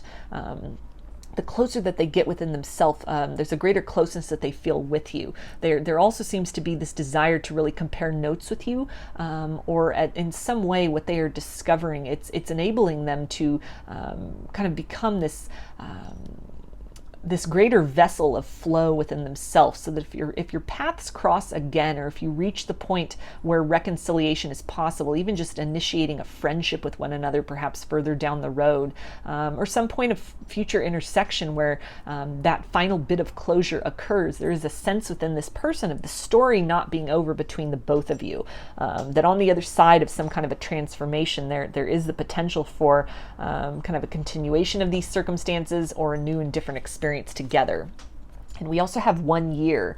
So this can really talk about, again, this idea of cycles, full cycles, coming to a completion, things that this person is really starting to look at within themselves, and that you are really starting to look at within yourself, and that you've been working on. And this could look very different for the two of you. The methods of doing this could be very different. You might be taking active steps in the material world, while this is very much an internal process within this person. But cycles are coming up very strongly in this. And again, ideas of maybe lineage, past life wounds, or long-term patterns within each of your life. And they also say, I know you think I won't follow through, but I will.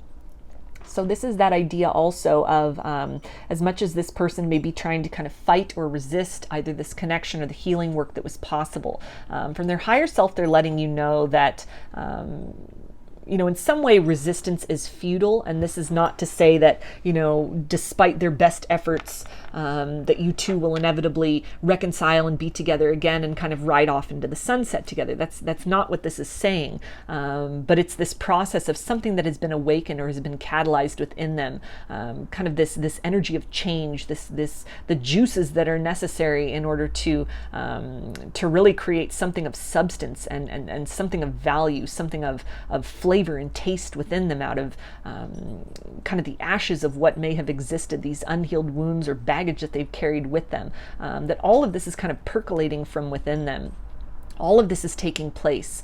A degree of resistance. It's almost being met with kind of this persistent force from their higher self, from kind of the universe, from spirit, from other people that they're interacting with. So this person is kind of in the thick of this transitional period, and it's something to where, as much as they are resisting it, there are ways in which they are slowly starting to kind of succumb to this, surrender to this, taking a different view of the circumstance, and really taking ownership for this process within themselves, which they are also encouraging you to continue doing that, continue taking that ownership within yourself of this process of what's really taking place within you, of kind of the path that this experience with this person has led you down, and to continue to follow that without looking back, without kind of wondering, when's this person going to catch up? Are they going to catch up? And really operate in this sense of trust that, you know, if and when they are meant to intersect with you again, if and when this connection is meant to move in the direction of reconciliation or to have a new future,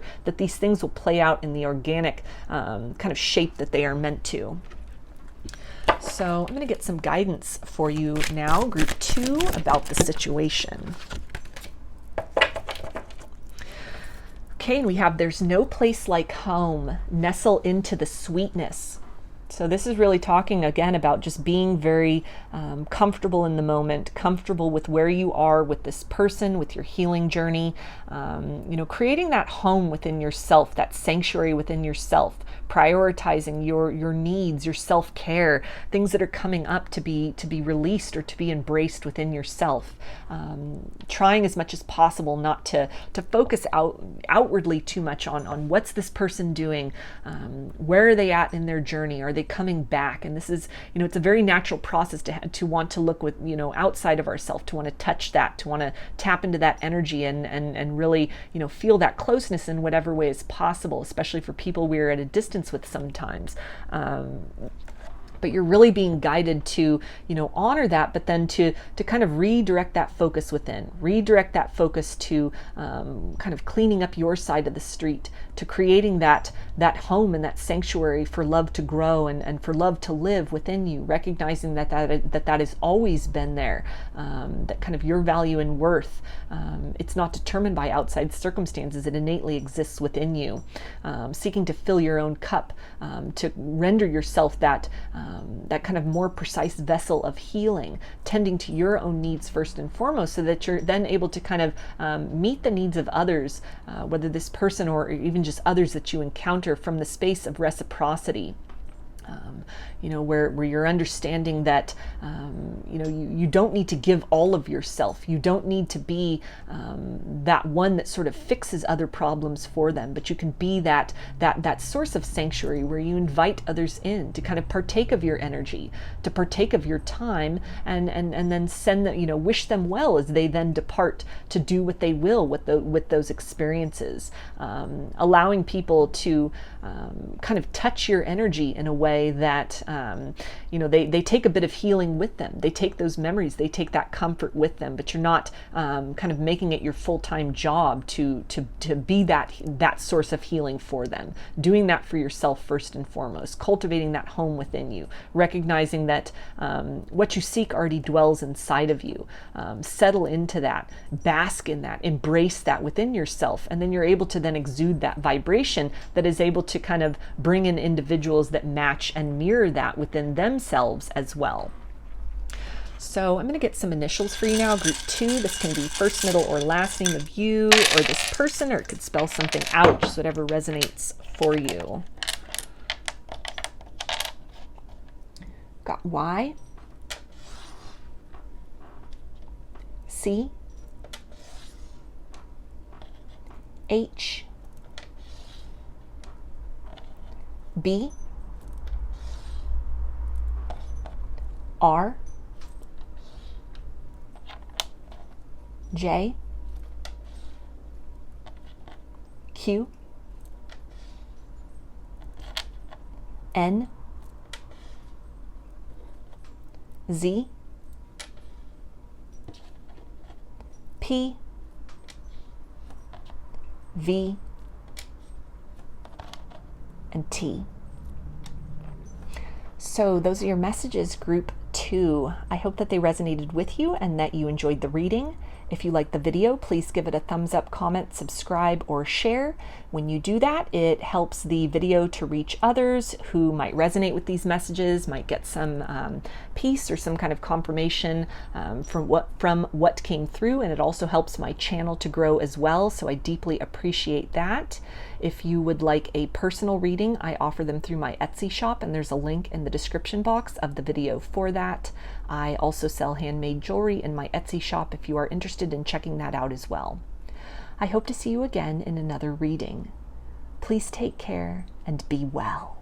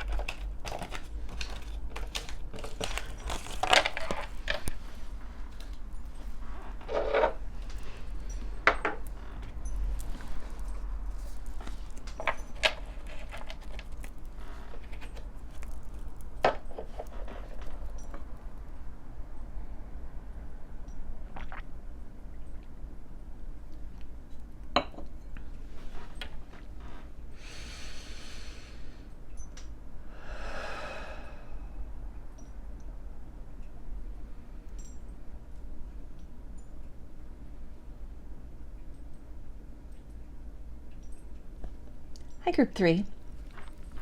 You chose the Smokey twin quartz along with these cards, which I will take a look at in a minute to see what is the purpose of this connection. I want to kind of come back to this crystal and channel a little bit first. So twin quartz are a phenomenon of quartz where it is two individual quartz points that are growing from one kind of concise or the same matrix. And so they are both independent of each other and yet at the same time connected. So this can really tie into if you resonate as a twin flame or a twin soul, you consider kind of this person that you're watching the video for, you know, maybe even your soulmate. This can be a confirmation of that for you. But this also really is tying to into this idea of kind of walking two parallel paths, the interconnectedness of the two of you energetically and kind of at the higher self level, despite whatever kind of separation or distance may be occurring within sort of the 3D. And that the intersection of the two of you, that not being an accident, there being a very precise, almost a soul plan in place, kind of a contract where you agreed to come into one another's lives at a particular time. Prior to this incarnation, you'd agreed upon that to really shake something up within one another, to mark kind of a before and after period in your lives in order to kind of propel the two of you on what might seem like sort of different routes, different paths in life, but that ultimately there's a symbiosis to that. that this connection is really meant to awaken something within you, shake up your worldview, perhaps even through kind of the energy of a dark night of the soul that you were in, some kind of grief that you've been dealing with and trying to kind of work through, that in some way this is bringing you into alignment with other souls you are meant to connect with in this lifetime, that in some way this intersection, this meeting, this dynamic with this person is a very crucial part of your own evolution. The idea here as well of almost these two crystals kind of growing apart from one another, that at a certain point, as much as you have felt very, very tied and very parallel to this person and very much energetically connected, that this connection is really meant for you to step into some kind of greater independence within yourself, to hold on to that core reality, no matter what the 3D circumstances look like, that there is a bond, there is a connection.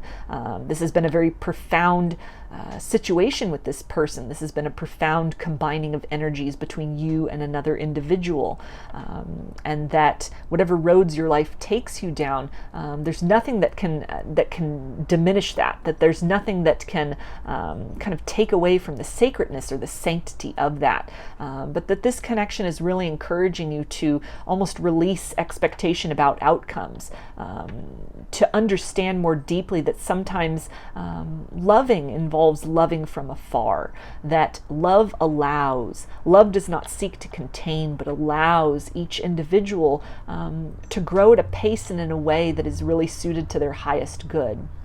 And while we might desire companionship with a certain individual, we may desire to keep them in our lives, kind of the greatest gift of love that one can offer is honoring that very unique path that they may be called down, that doesn't necessarily involve us in their 3D life going forward. And yet there will always be that point of intersection. There will always be that that crucial kind of jumping off point where everything changed, everything shifted. There will always be that mile marker in terms of our memory, in terms of when we look back on our life of that very distinct experience with this individual. And so in some way, this connection really kind of encouraging you to step into this place of autonomy within yourself, this place of trust and faith that even no matter what the circumstances might look like in the 3D, as much as it might appear that you two are growing apart, that there is this bond that exists between the both of you. You're very much linked to one another. You are entwined with one another. You are a part of one another in these subtle realms, and there's nothing that can tear that apart. And that in some kind of a larger way, though, that your purpose maybe in this lifetime may be to move in different directions. If you resonate perhaps even as a light worker, or a starseed, you feel that there's some kind of greater purpose or value to your incarnation, then this can also really talk about kind of the work you two are able to achieve at a distance from one another, kind of covering more ground, covering more territory than you would if you were just so closely linked and aligned with one another. But again, it doesn't diminish or take away from that bond that you share, but there's just at least at this point in time, or perhaps for the rest of your journey in this incarnation, you two are needed elsewhere. You have other lives to touch, and work to be done within self. Gifts that need to be really understood and harnessed and used and carried out, that is only possible through separation. An idea as well that this connection is really bringing your attention to kind of the energies and bonds that exist beyond the 3D. That just, separation is it's a perception, it's an illusion. That at the soul level, you and this person, you are one. You've touched each other's lives, and that bond is eternal. And even beyond this circumstance, that can apply to it's really coming in with passed on loved ones or people that you've lost from your life, and a sense of disconnect that you may have from that. Acutely missing these people, feeling that kind of void or their absence. wishing that they were here with you in the flesh in real time to kind of share these memories and experiences. But in some way, your dynamic with this person, it blooms out, and it translates as well to the relationships that exist even with these people, these passed on loved ones, these spirit guides, these people on the kind of the other side of the veil at this point in time. How you're still very much connected energetically, because energy can never be created or destroyed, it can only be changed. And so this connection, just serving with this person, really serving to kind of widen your perspective and your understanding of how you experience energies, how you understand energies, kind of moving you beyond this very linear approach and view to relationships, to the nature of love, to kind of how that is captured, or the capsules in which that is experienced, and seeking to bring your attention to kind of this understanding and this experience of higher love, love that transcends death, love that transcends flesh, love that transcends all obstacles or perceived barriers. And being confident enough to step into, whatever opportunities present themselves to you, wherever you are being called, even if you feel that it's calling you away from this person, it's calling you away from this closeness, it's calling you away from some kind of point of union you may have wanted to have, operating with that trust and faith that at the soul level you two are always bonded with one another, and being able to then step into more of your own full expression of other things you are meant to experience and do in this lifetime.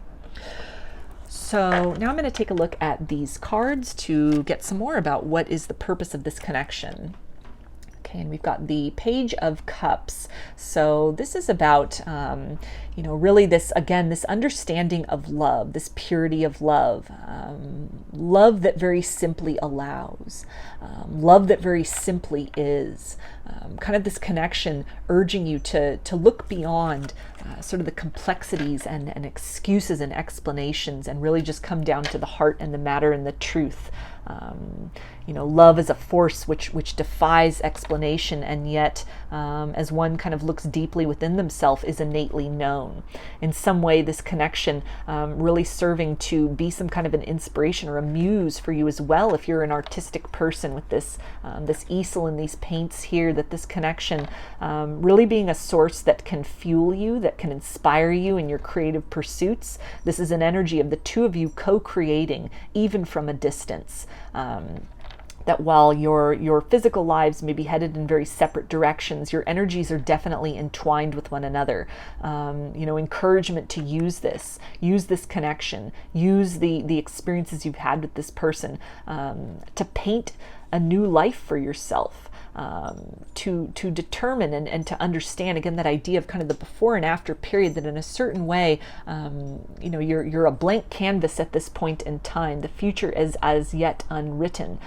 You've been awakened, you've been transformed, you've been shown a deeper experience of love than most people have, or that the way in which it's been shown to you through this dynamic, through this intersection with this person, that it's in some way, it's beyond ordinary, and it's calling you to really incorporate that in some way with how you move through the world. Maybe this is something where you become an inspiration to others.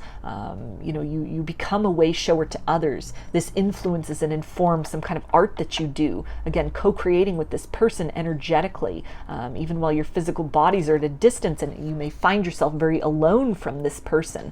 But it really talking about, even if you're not consciously doing this, that vibrationally, you two are you're inspiring one another. You're urging each other in a particular direction. You're invited to really take an active role in this, to determining what you've experienced with them, what good can come out of that, what beauty can come out of that. How can this pain and this confusion and the revelations that you've had, the things that have been activated within you and have been shown to you, how can this be made to make the world a more beautiful place? How can this be made into something to where you are able to kind of perceive and conceive of the beauty that exists all around you, even in the midst of disappointment, or again, kind of this sense of the two of you maybe growing growing apart, that there is this unity, there is this bond at an energetic level, and kind of reaching more deeply into that, touching more into an inspirational part of yourself. Again, artistry is coming up strongly, so maybe this is something, even if you're not directly talking about this experience with this person, and that's not your muse, that's not the focus or the theme or the subject matter of what you're putting out there. In some way that a creative fire has been lit, something has been sparked, maybe even a kundalini awakening has taken place. And through that very act, through that very dynamic energy exchange that still occurs and occurs remotely between you and this person, and between even you and others, even others from the other side of the veil, the passed on loved ones, that all of this is really, it's a fire that you can tap into. It's something that can really help fuel your endeavors, whether these be artistic or just the way in which you are kind of painting your life, the way in which you are moving through the world, the environment you are creating for yourself, kind of the ways in which you are sort of filling empty spaces with things of beauty within you. And so kind of a deeper appreciation also for kind of quiet and simple moments, that intangible joy, that spark, that force, that momentum of the river, that this connection, that this dynamic with this person has really kind of turned your attention towards. We've also got the Five of Cups, which is a card usually of loss and disappointment. But in this card, she is choosing to kind of pour that out. And so this can really talk about, again, kind of heaviness, an experience that you've had with this person, or even just the kind of the shifts that have taken place in your life, the way in which you've aligned with some kind of higher purpose, higher calling, or kind of the work that you're doing, the light work that you are doing in this lifetime, some particular journey or route that you have taken. There's a choice here to transmute that pain into power. There's a choice here to really take some situations of disadvantage or some disappointments and to move beyond these things, to not be kind of stuck in that limitation and those perceptions, but to choose to kind of through a process of catharsis, maybe even through artistic expression, to dislodge from within yourself kind of your ideas or your perceptions about the nature of love and connection, how these things would look, how partnership would look, how romance should look, so that you're freeing yourself, you're opening yourself up, you're cleansing and emptying kind of these cups of love within you, in order to experience new connections, new situations, even prepare yourself for a new experience with this person at a future point in time, as the two of you have really walked these roads, maybe walked these independent roads. There's a sense too of kind of moving beyond the pain you've experienced, but keeping the memories. Keeping the kind of the things of value, the things of worth, the things that you can learn from, that this connection, this experience with this person really having provided you with some kind of tools, some kind of a greater emotional understanding, some kind of a greater capacity now at this point to experience that, to express that, to tap into your own emotional body in a way that you might not have been ready, willing, or able to do before. And that the purpose of this connection, it has these larger implications. There's something you're meant to kind of step out into the world with, either directly, maybe some artistic pursuit, or even just the ways in which you're processing all of this. You're working through these emotions. You're kind of clearing this out, that it raises your vibration in a certain way to where you have something more clarified then to offer to others. You have an ability to experience connection with others, whether that be romances, friendships, family, or just, as you're moving through the world and interacting with other people, that in some way this is increasing your ability for compassion, your ability to really honor your own emotions, and therefore kind of be that source or inspiration for others to in turn honor their own emotions, work through some difficulties that they may not have been wanting to face. Also kind of this idea of transcendence, that whether you directly talk about this or it just is reflected in your vibration through the work that you're doing within yourself, you inspire people, you help people, or to really kind of pick up the pieces, to move beyond a sense of loss loss and defeat, with that knowing, with that sense that the reality, the physical reality, that it is very real, it is very valid, it is very applicable, but that there's something kind of greater, a greater gift or a greater interconnectedness that exists beyond sort of flesh and appearances. And it's that source, or that kind of energy is what can be tapped into in order to really alchemize one's life. To tap into that bond, to tap into that force, in order to make the changes necessary in our own lives, to move beyond stuck situations, move beyond limitations, and to move into a space where we are free and we are ready to experience connection on deeper levels with individuals by first experiencing that connection deeply within ourselves. And we've also got 5 of Pentacles, which is a card of kind of feeling on the outskirts. And this can really talk about some kind of darkness that has been instigated or brought to the forefront through this connection. A sense of really missing this person, longing for this person. As much as you may feel it at a physical distance from them. Kind of this encouragement to recognize and honor that bond that still exists, no matter what the sort of 3D sense looks like, that the two of you, there's something eternal about this. There's something very sacred about this process that is unfolded with you and this person. There's some kind of a truth that exists that you may not be able or willing to see at this point in time, or still kind of in the process of maybe coming to terms with that to move forward into your own direction, into your own life. The further away that you get from that closeness, from that warmth, even the closeness and warmth of the feeling of loss that you may have been holding on to, that you're not abandoning this person. You're in fact fulfilling that potential, that contract, that sort of purpose, holding that place for them within your heart as you kind of move forth into other adventures. You kind of bring your light out into a new way, into a new capacity. This is really, kind of bringing your attention as well to any kind of abandonment wounds you may have within you, any ways in which you may feel that you're kind of on the outskirts, you're kind of misunderstood, or that the cup of love you have to give is not worthy, that it's love will never find you, or any kind of a rejection, or kind of a separation with this person, the ways in which that may have really called you to compromise your own, again, sense of value and your own sense of worth, that this connection is instead calling you to be inspired by this, calling you to kind of reclaim that, to sort of look up and look all around you and see the value that exists within you innately, that is not determined by another person's ability to recognize that and to honor that and to cherish and value that. It's something that's yours. It's something that moves with you, no matter who comes into your life or kind of leaves your life.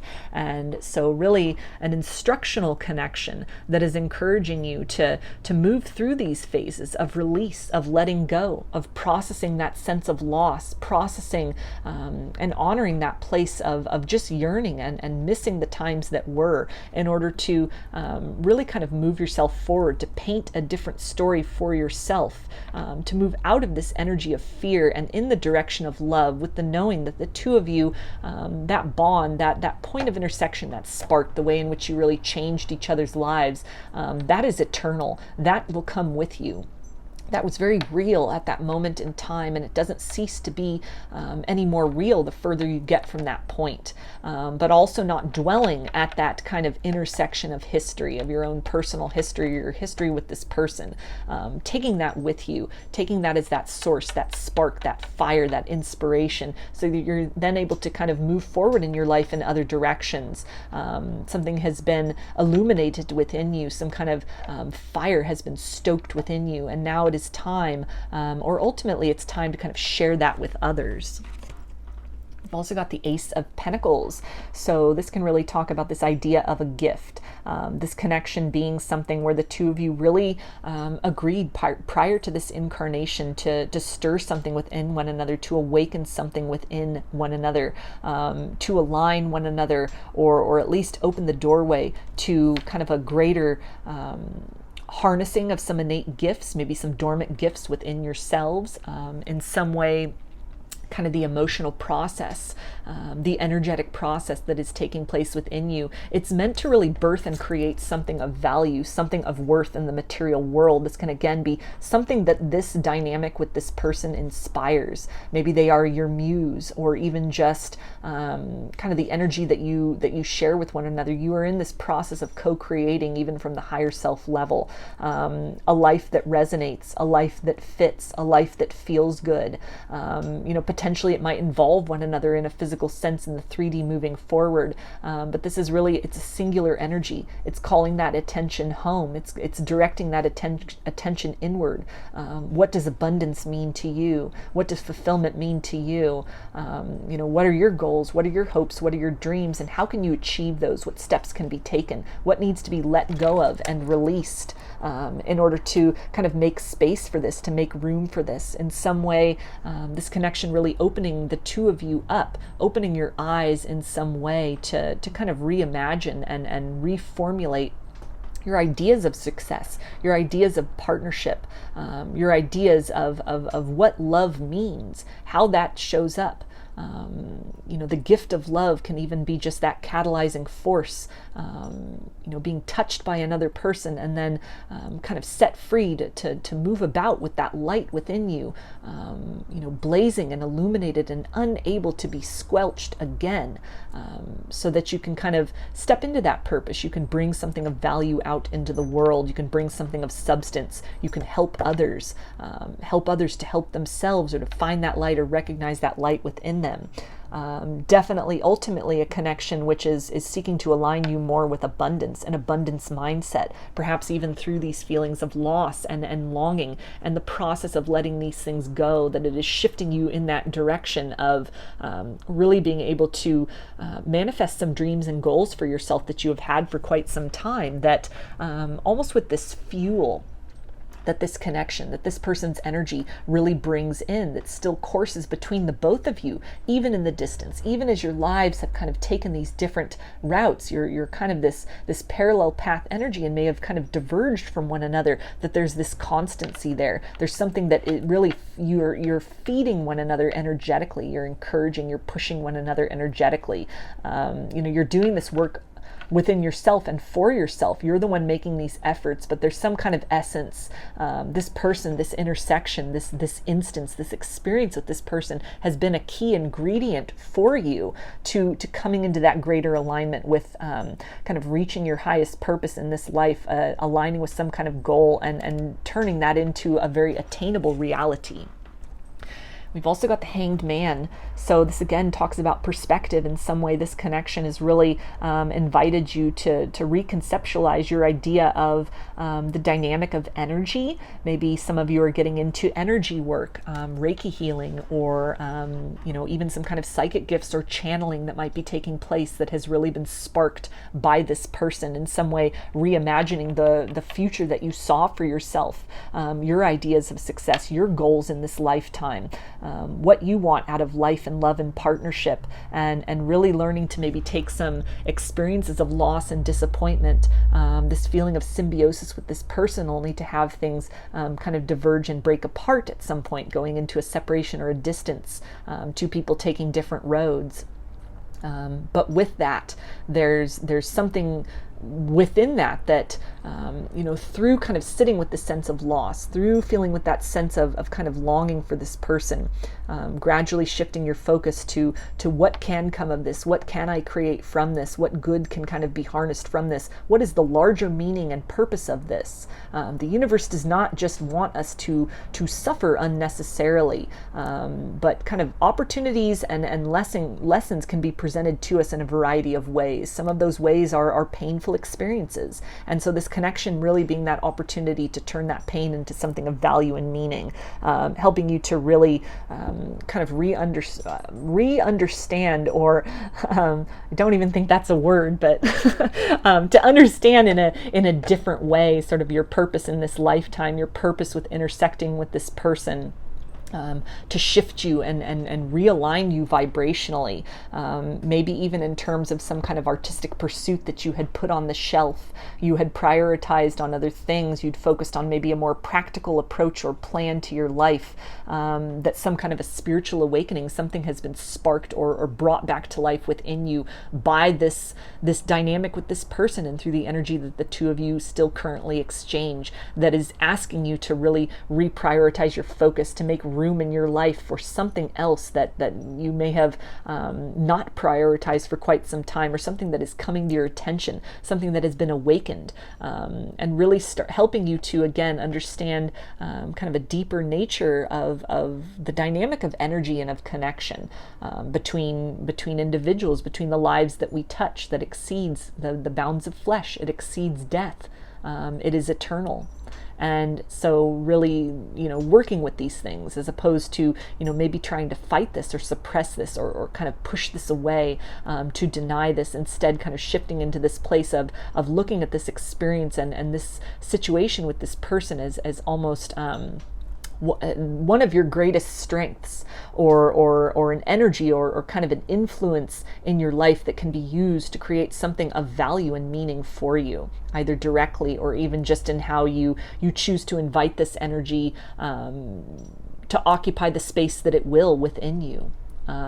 Instead of investing so much of your efforts in trying to push this away, trying to separate from this, trying to forget about this or deny this, just allowing this to kind of have that place of residence within you, not letting it live there rent free, but making that work for you, making that help shape you into a more self-aware person.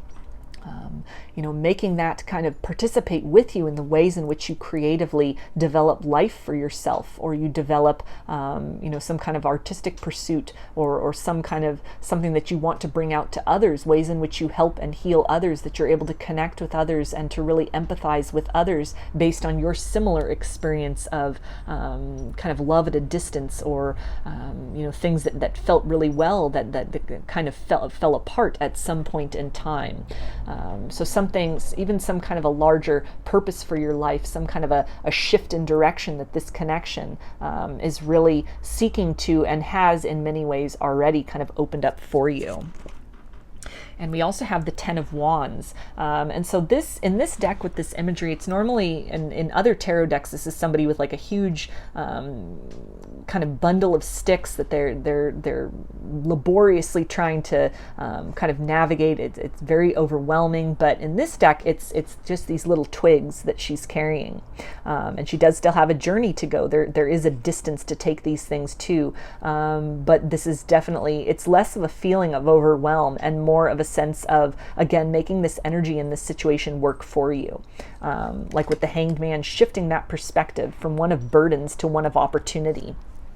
This connection and what you've experienced with this person also opening the door to an opportunity to unburden yourself from other limitations that you may have experienced, other kind of instances of grief. As you're grieving this person, you're tapping into those veins of grief within you, maybe about departed loved ones, people that are no longer in the flesh with you, and that could have been something that it's been very hard to kind of come to terms with.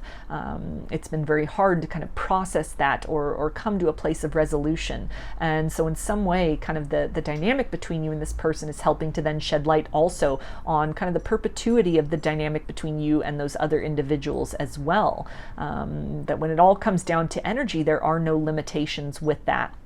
So in some way, taking back control of your emotions, taking back control of how you view circumstances. Not that things are happening to you, but things are happening for you. In some way, kind of stepping into this place of self-mastery, that despite how arduous the journey may seem, despite how uncertain or how far you may have to go to reach some kind of goals, knowing that you have this kind of energy of assistance with you, that what you are bringing with you, or what you are being guided to really bring with you on this point forward, it does involve a lot of release. that this situation is calling you to really separate the wheat from the chaff, so that you are only bringing what is necessary. You're only bringing what will, be of value, what you can use at your kind of next destination or stop off point in this life and even other lifetimes to come. That this experience with this person is a process of almost whittling down, tapping into some wounds that you've been carrying around with you energetically across the ages, that you are now being tasked to heal, so that moving forward there's a lightness, there's an acceleration. Where you are going next, you cannot take these things with you. These do not serve you. You're being, again, guided to kind of change your perspective on all of this, as opposed to kind of this energy of loss, reflecting on this ability, to see this as opportunity to grow. That what has been awakened and activated within you has in some way aligned you with a greater series of opportunities in your own life as well. And we also have the Tor, truth, clarity, connection, source. So with that idea of clarity, this is really talking about, again, kind of seeing beyond the illusion of the 3D, honoring the fact that, you and this person might be at a distance, that your lives are heading in two different directions. But beneath and beyond all of that, the seeming distance between the both of you, there is a connectedness that exists there. That this is some kind of a starting point. This marks a before and after point, and you're now on kind of this spiral or this journey of ascension to finding yourself, to reaching some kind of a destination in a grand sense for your soul, or that in some way this connection with this person and the energies that flow between you, that you have been made aware of with this person, that you are now able to perceive, and you have the ability to work with, you have the ability to commune with, you have the ability to flow with, or to choose to resist if you want. That all of this has really aligned you with some kind of a greater path or purpose, or it has aligned you with energies within yourself to where you're able to live more fully in the life that you have chosen for yourself. That were it not for this situation and this person, it's the sense of almost going from being in a state of sleepwalking to there's a wakefulness now, there's a perception now, there's a clarity now. You're able to kind of decipher or to see beyond illusions that might have felt so true and so valid, limitations that may have kind of innately been in the way in terms of your ability to really connect with another person on an energetic level, or kind of understand the nature of love as a very boundless thing. As something which seeks to liberate as opposed to contain. And so by moving through this process with this person and kind of the journey and the steps that you are now catalyzed on, it is helping you to come to that greater vantage point about even other connections and circumstances in your life, seeing things from a new perspective, burdens really as opportunities to heal and to grow and to transcend. And we also have Aloha Ki Akua, blessings of the Supreme Being. So this is really, again, this energy of transcendence and transformation. In some way, this connection with this person is inviting you to transcend any limits that you have put upon love and partnership and how that must look. That the two of you are really still in conjunction. You are still co-creating with each other, despite what the 3D might look like. And this card here too, also with the sun and the moon, this is really talking about kind of this alignment of the masculine and feminine polarities within self. That what has been sparked within this journey and by this person, the purpose of this connection is to bring you into some greater sense of awareness and alignment, where you make room both for what is seen and what is unknown, for what is apparent and what is only able to just kind of be inferred.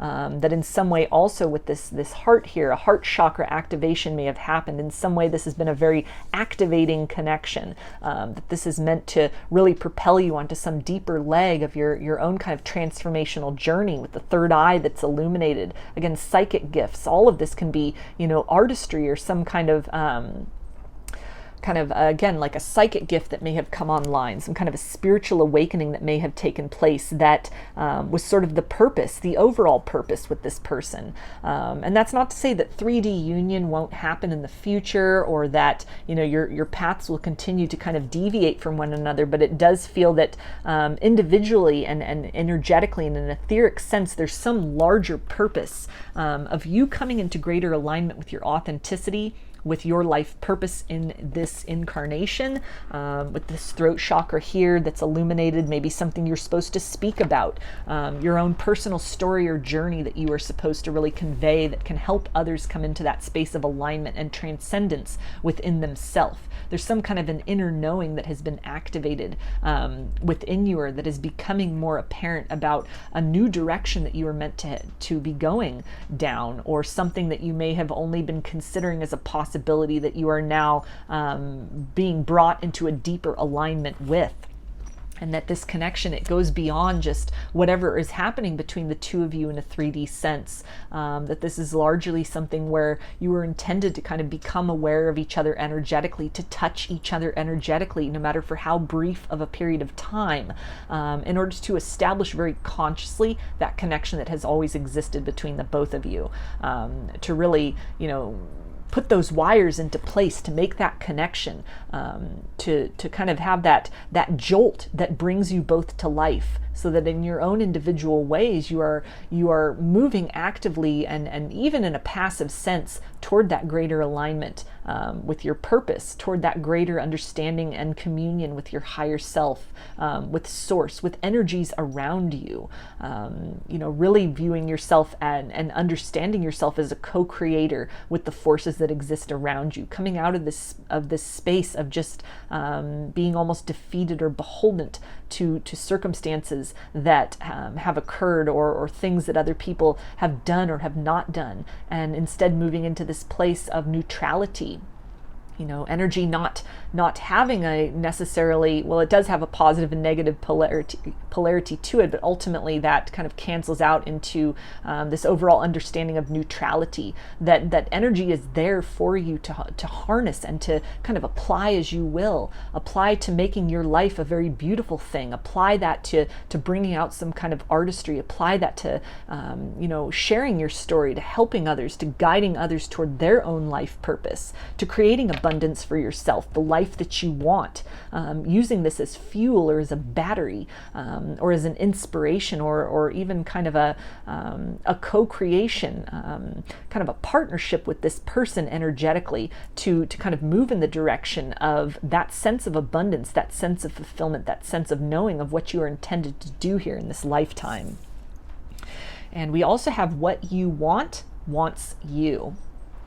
So this is, again, this idea of abundance and of manifestation, and this connection really helping to open your eyes in some capacity to the reality that you can have whatever you want. You can create the life that you want. And that applies in a very kind of broad and general, and again, like energetically neutral sense.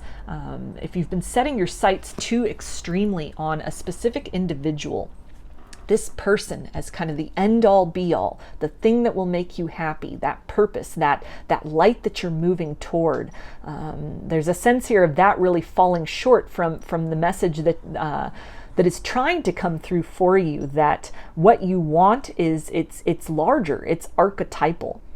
And the way that might show up for you, whether that be love, whether that be companionship, whether that be purpose, that it will often show up in a vessel and in a guise and in a circumstance and in a way that is different than you may have imagined, that is different than what you may have invested kind of your hopes on, or what you had kind of pinned your sights on as the one.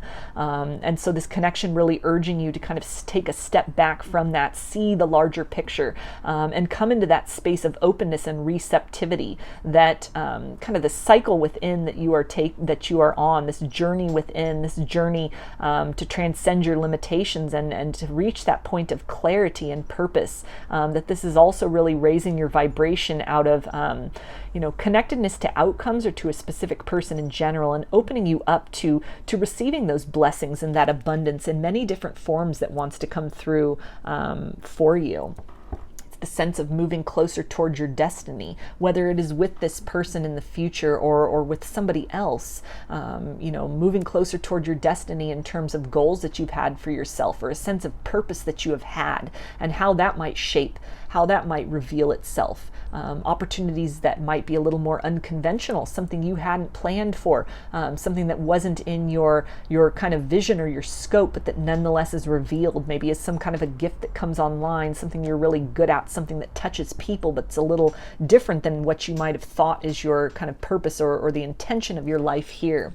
And so this connection, definitely a lot of spiritual energy here, a lot of individual energy here, and a lot of activating energy here, where it goes beyond just the 3D dynamic of whatever happens with you and this person, that in some way this is a connection that is bringing you home to yourself. This dynamic, this energy, this exchange, this moment in time, that matrix, that point of creation, and how you have both grown kind of symbiotically with each other and then kind of branched off or expanded off in your own direction. That is the point of this. That is the purpose of this connection, is to bring you into some kind of a greater alignment, so that you are then kind of placed on the trajectory of reaching some kind of a higher purpose, beyond 3D union, beyond a specific individual, but some kind of a vibration that you are meant to sort of cultivate within yourself, that you're meant to work with within yourself and outside of yourself. You're meant to kind of bring that down, bring that from without, bring that inside of yourself, to create this alchemy of then what you are producing, what you are creating, how you are then interacting with others in the world around you, touching the world around you with your light, either in very deliberate and conscious ways, or even just in how you are moving through the world, creating that change, exacting that change, shifting the vibration of the world around you, again, consciously or unconsciously. So I'm going to get some messages from this person's higher self for you now, group 3, and see what do they want to tell you.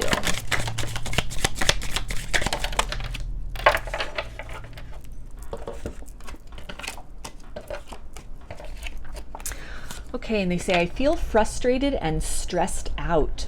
So this can definitely be the energy of growing pains, and it can be kind of a confirmation that, you know, any sort of turbulence that you are feeling, any kind of uncertainty, any kind of difficulties that you may be having, and kind of letting go of expectations, letting go of kind of an attachment to outcomes, the struggle to really even align with your purpose, align with your path, any kind of, you know, fear you may have of being rejected for speaking your truth, or any kind of feelings of inadequacy, that what you have to birth and to bring forth into the world, it might not be accepted, it might not be understood. All of that can be kind of stress and pressure that could be almost delaying this progress, or is just another challenge you are meant to kind of transcend and move beyond and overcome. It's this friction that is then creating kind of that greater intensity and potency of what you're meant to bring forth. This person is feeling that as well.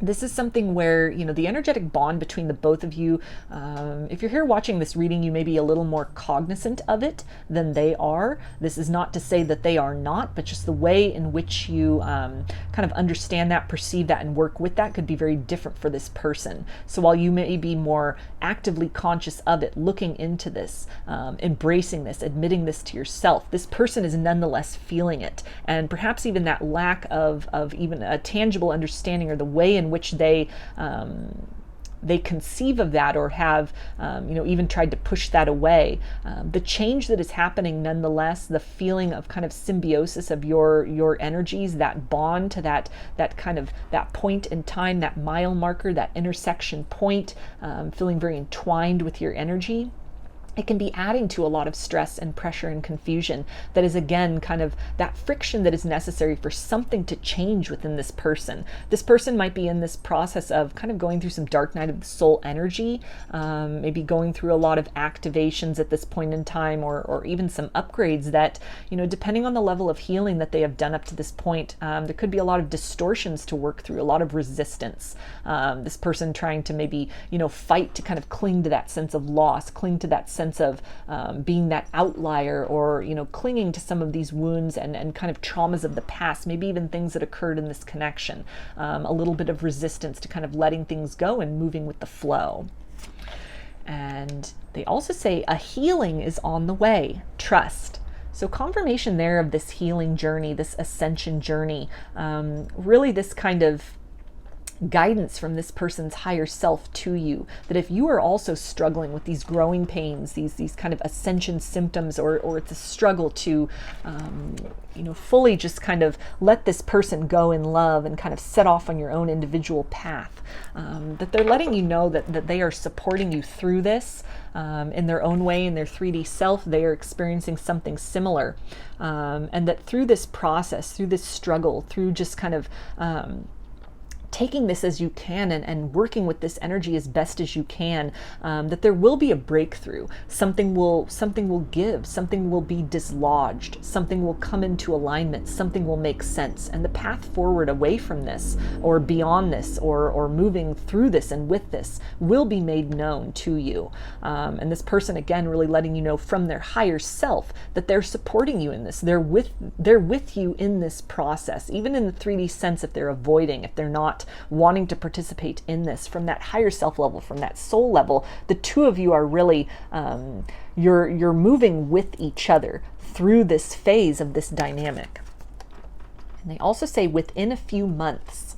So this can again talk about this idea of whatever phase you find yourself in, either literally in this journey with this person, or kind of a process of transcending something, of struggling maybe to see the gift in all of this, to see things from a higher perspective, or to maybe find some kind of purpose, what to do with all of this. How can you really bring this out into the world to help others? How can you use this experience and this energy to really shape your own life in a more positive way? This is kind of this confirmation that it won't be much longer until something makes sense. Some kind of an epiphany might come through, some kind of a breakthrough, you know, encouragement to just keep with this, keep persisting in this, keep taking the time to both honor these feelings of loss, to almost grieve and mourn what could have been, what was, so that you're able to kind of almost through this process of catharsis, to release this, to allow this to kind of fold away, or to fall away, or to somehow be absorbed into who you are,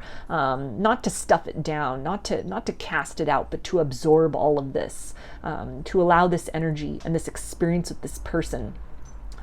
And even the way that the connection still exists at this point in time, despite what has happened in the 3D sense, that in some way this can really help to become part of the collage of who you are. That this situation it's asking you to do that, to in some way to bring this in from out in the cold. This doesn't mean just taking this person back with no reflection of changed behavior, or to, you know, enable any within yourself or within this person any kind of unhealthy attachment. But it is really talking about, you know, honoring this, honoring that point in time, that intersection, the memories that you shared, both positive and negative, with this person, honoring that as part of kind of what has shaped you to this point of who you are, honoring that as a very, albeit maybe painful experience, a very clarifying experience for you, that in some way this has really helped to kind of shape or shift your life in some capacity, and that by doing that, by kind of holding this experience or this energy of this person in a light of love, which allows, it allows for that ability to, you know, have this person move off in another direction. It allows you the ability to move off in another direction. It doesn't seek to contain or to control or to capture, but it's something which just, it acknowledges. It allows kind of the organic state of things to flow, or, you know, towards or to drift away as it will. And so that it's speaking here that through that process that, you know, again, this breakthrough is on the way, kind of a sense of relief or some perspective, some greater meaning or purpose, or what you can do with this moving forward will come to you in the not too distant future. They also say, I'm not who I used to be. So some kind of evolution again is taking place within this person, has taken place within this person, is still actively kind of occurring within them.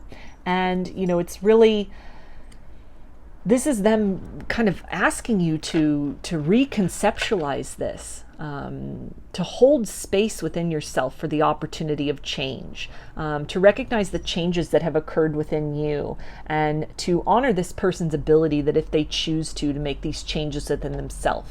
To not hold on to timelines, to not hold on to kind of these outcomes, to open yourself up to love. Whether this is love in the form of this person, you know, in an evolved stance, having done this work, having come into this place of self-awareness and being ready, willing, and able to participate with you, or whether this be love in the form of another person, or new friendships, or, you know, new kind of activities that you participate in, new communities that you get involved in. Opening yourself up to that that very large scope, that very kind of undefined scope of what love can be. And then you open yourself up to, you know, even just allowing this person the time and space, because you are energetically connected, to make the changes they need to make in a very organic manner. A lot has taken place, a lot behind the scenes. This really feels that as much as you might be kind of open with your healing, you might be very actively participating within this, that a lot of this is taking place in the subtle realms with this person. Internally, there's a transformation that they may be resisting, but it's kind of like slowly that resistance it's taking shape in other ways. That resistance is a force of friction that is then opening new doors of opportunity for them. It's this idea of, again, kind of diverging, going off in different roads to cover more ground together. This person also really starting to see and appreciate this connection in you from a different perspective. They may not be ready to admit that yet. This may be something that they will never speak to you in this lifetime, but it's something which is nonetheless kind of taking place within them. Something has really given way. There's a softness which has occurred. They've stepped into this place of, you know, at least at that kind of kernel within them in the internal heart space of this soul knowing, this recognition that for better or worse, this experience with you, this interaction with you, you know, these series of events with you have been deeply transformational in a way that no other kind of connection or points in time or experiences have been. They may have had other kind of transformative experiences, but it feels that this comes with a lot of opportunity for growth and a lot of kind of encouragement of an accelerated ascension in ways that other situations had not. So I'm going to get some guidance from Spirit for you now, group 3, about the situation. Okay, and we have the reward. Celebrate your magnificence. So this is talking about kind of the larger picture of what this connection is meant to deliver to you, that it goes beyond 3D union. This goes beyond kind of a happily ever after between two individuals. This is the happily ever after for you. This is the alignment with your purpose, with who you are at a core level. That this situation has really been meant to kind of, again, bring you into alignment with something, awaken something within you, transform you from the inside out into that best version of self, helping you step beyond limitations, wake up from that energy of sleepwalking. And it's really a time to, you know, to celebrate that, to celebrate how far you've come, to honor that, to hold space for that, that as difficult as this connection and this experience has been, that this has been a gift that the two of you had really contracted with each other to provide to one another prior to this incarnation, celebrating that, celebrating the fulfillment of that contract, that despite, you know, all the circumstances that may have gotten in the way, you two managed to find each other in this lifetime. You two managed to really touch upon each other energetically and set some wheels in motion. Now, whatever you two choose to do with that individually, you know, that's up to free will. That's part of your choice. But the fact of the matter is and remains and always will be that this very catalyzing experience, this intersection, this concept of a before and after has taken place. That's the reward. The contract is filled. And now you are at this place of option. The future is unwritten. You have fulfilled your obligation to one another. And so then it's a matter of personal choice. What do you want to do? Where do you want to go? Who do you want to be? Who do you want to be with? There's no limits at this point in time. You have both liberated each other in some way vibrationally from the haze and kind of a feeling of aloneness or of disconnect. that now that you two have really come into this contact, come into this proximity, you continue to guide and kind of encourage each other from that kind of higher state. You have this choice then to remain kind of stuck for as long as you want to, or as long as you feel is necessary in this place of holding out hope, holding out, the energy of waiting for the things to transform in this situation. You also then have that choice to kind of hold this person in this experience in a place of love, as a memory, as an experience for you, which has been deeply imbued with the energies of transformation and of reshaping your life in a profound way, and then choosing to move forward towards the other rewards, towards the other types of abundance that this life has to offer for you. And so that can be very difficult. It can be kind of a process of feeling that you're abandoning somebody, or that if you stop investing so much of your mental or your emotional energy in a situation, that it will just fizzle, it will just fade, almost feeling that you need to hold it together, to keep things together for the two of you while this person is kind of in this energy of struggle. And if that's a choice that you want to make, then that's something that's valid. It's something that must be honored. But this really brings this kind of reassurance that your job is done here, and now is really the time to invest in yourself. Now is really the time to see what do you want, what else fills you with that sense of purpose. What energies would you like to experience? Perhaps it will be through this person in the future, perhaps not. But kind of freeing yourself from any sort of limitation of feeling you need to carry all the weight of this, or you need to kind of do the work for two people, and to really just, honor this, to recognize this as a part of yourself, absorb this into who you are. Don't seek to push it out.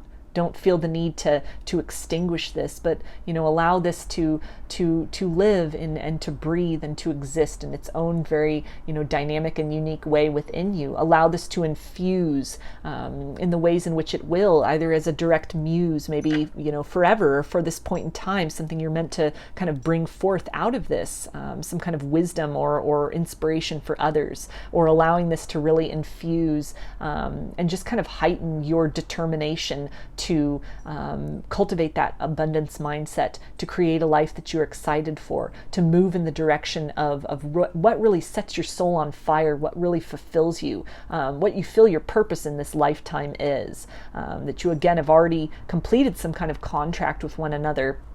And now you're at this space of the future is unwritten. You can have what you want. You can be what you want. And it's up to you what you're going to do with that, what you're going to make of all of this, and how you're going to really bring that forward to creating something that kind of, when you look back on your life, you're excited about, you're proud of yourself for doing, that it feels of value. It feels that you made the most of this very unique, very beautiful, and very crucial opportunity and experience with this person. So I'm going to get some initials for you now. Group 3. This can be first, middle, or last name of you or this person, or it could spell something out, just whatever resonates for you. Got Z, B, H, U, V, K, X, Q, T, W, M, L, I, and O. So those are your messages, group 3. I hope that they resonated with you and that you enjoyed the reading. If you like the video, please give it a thumbs up, comment, subscribe, or share. When you do that, it helps the video to reach others who might resonate with these messages or get some kind of peace or confirmation from what came through, and it also helps my channel to grow, so I deeply appreciate that. If you would like a personal reading, I offer them through my Etsy shop, and there's a link in the description box of the video for that. I also sell handmade jewelry in my Etsy shop if you're interested in checking that out as well. I hope to see you again in another reading. Please take care and be well.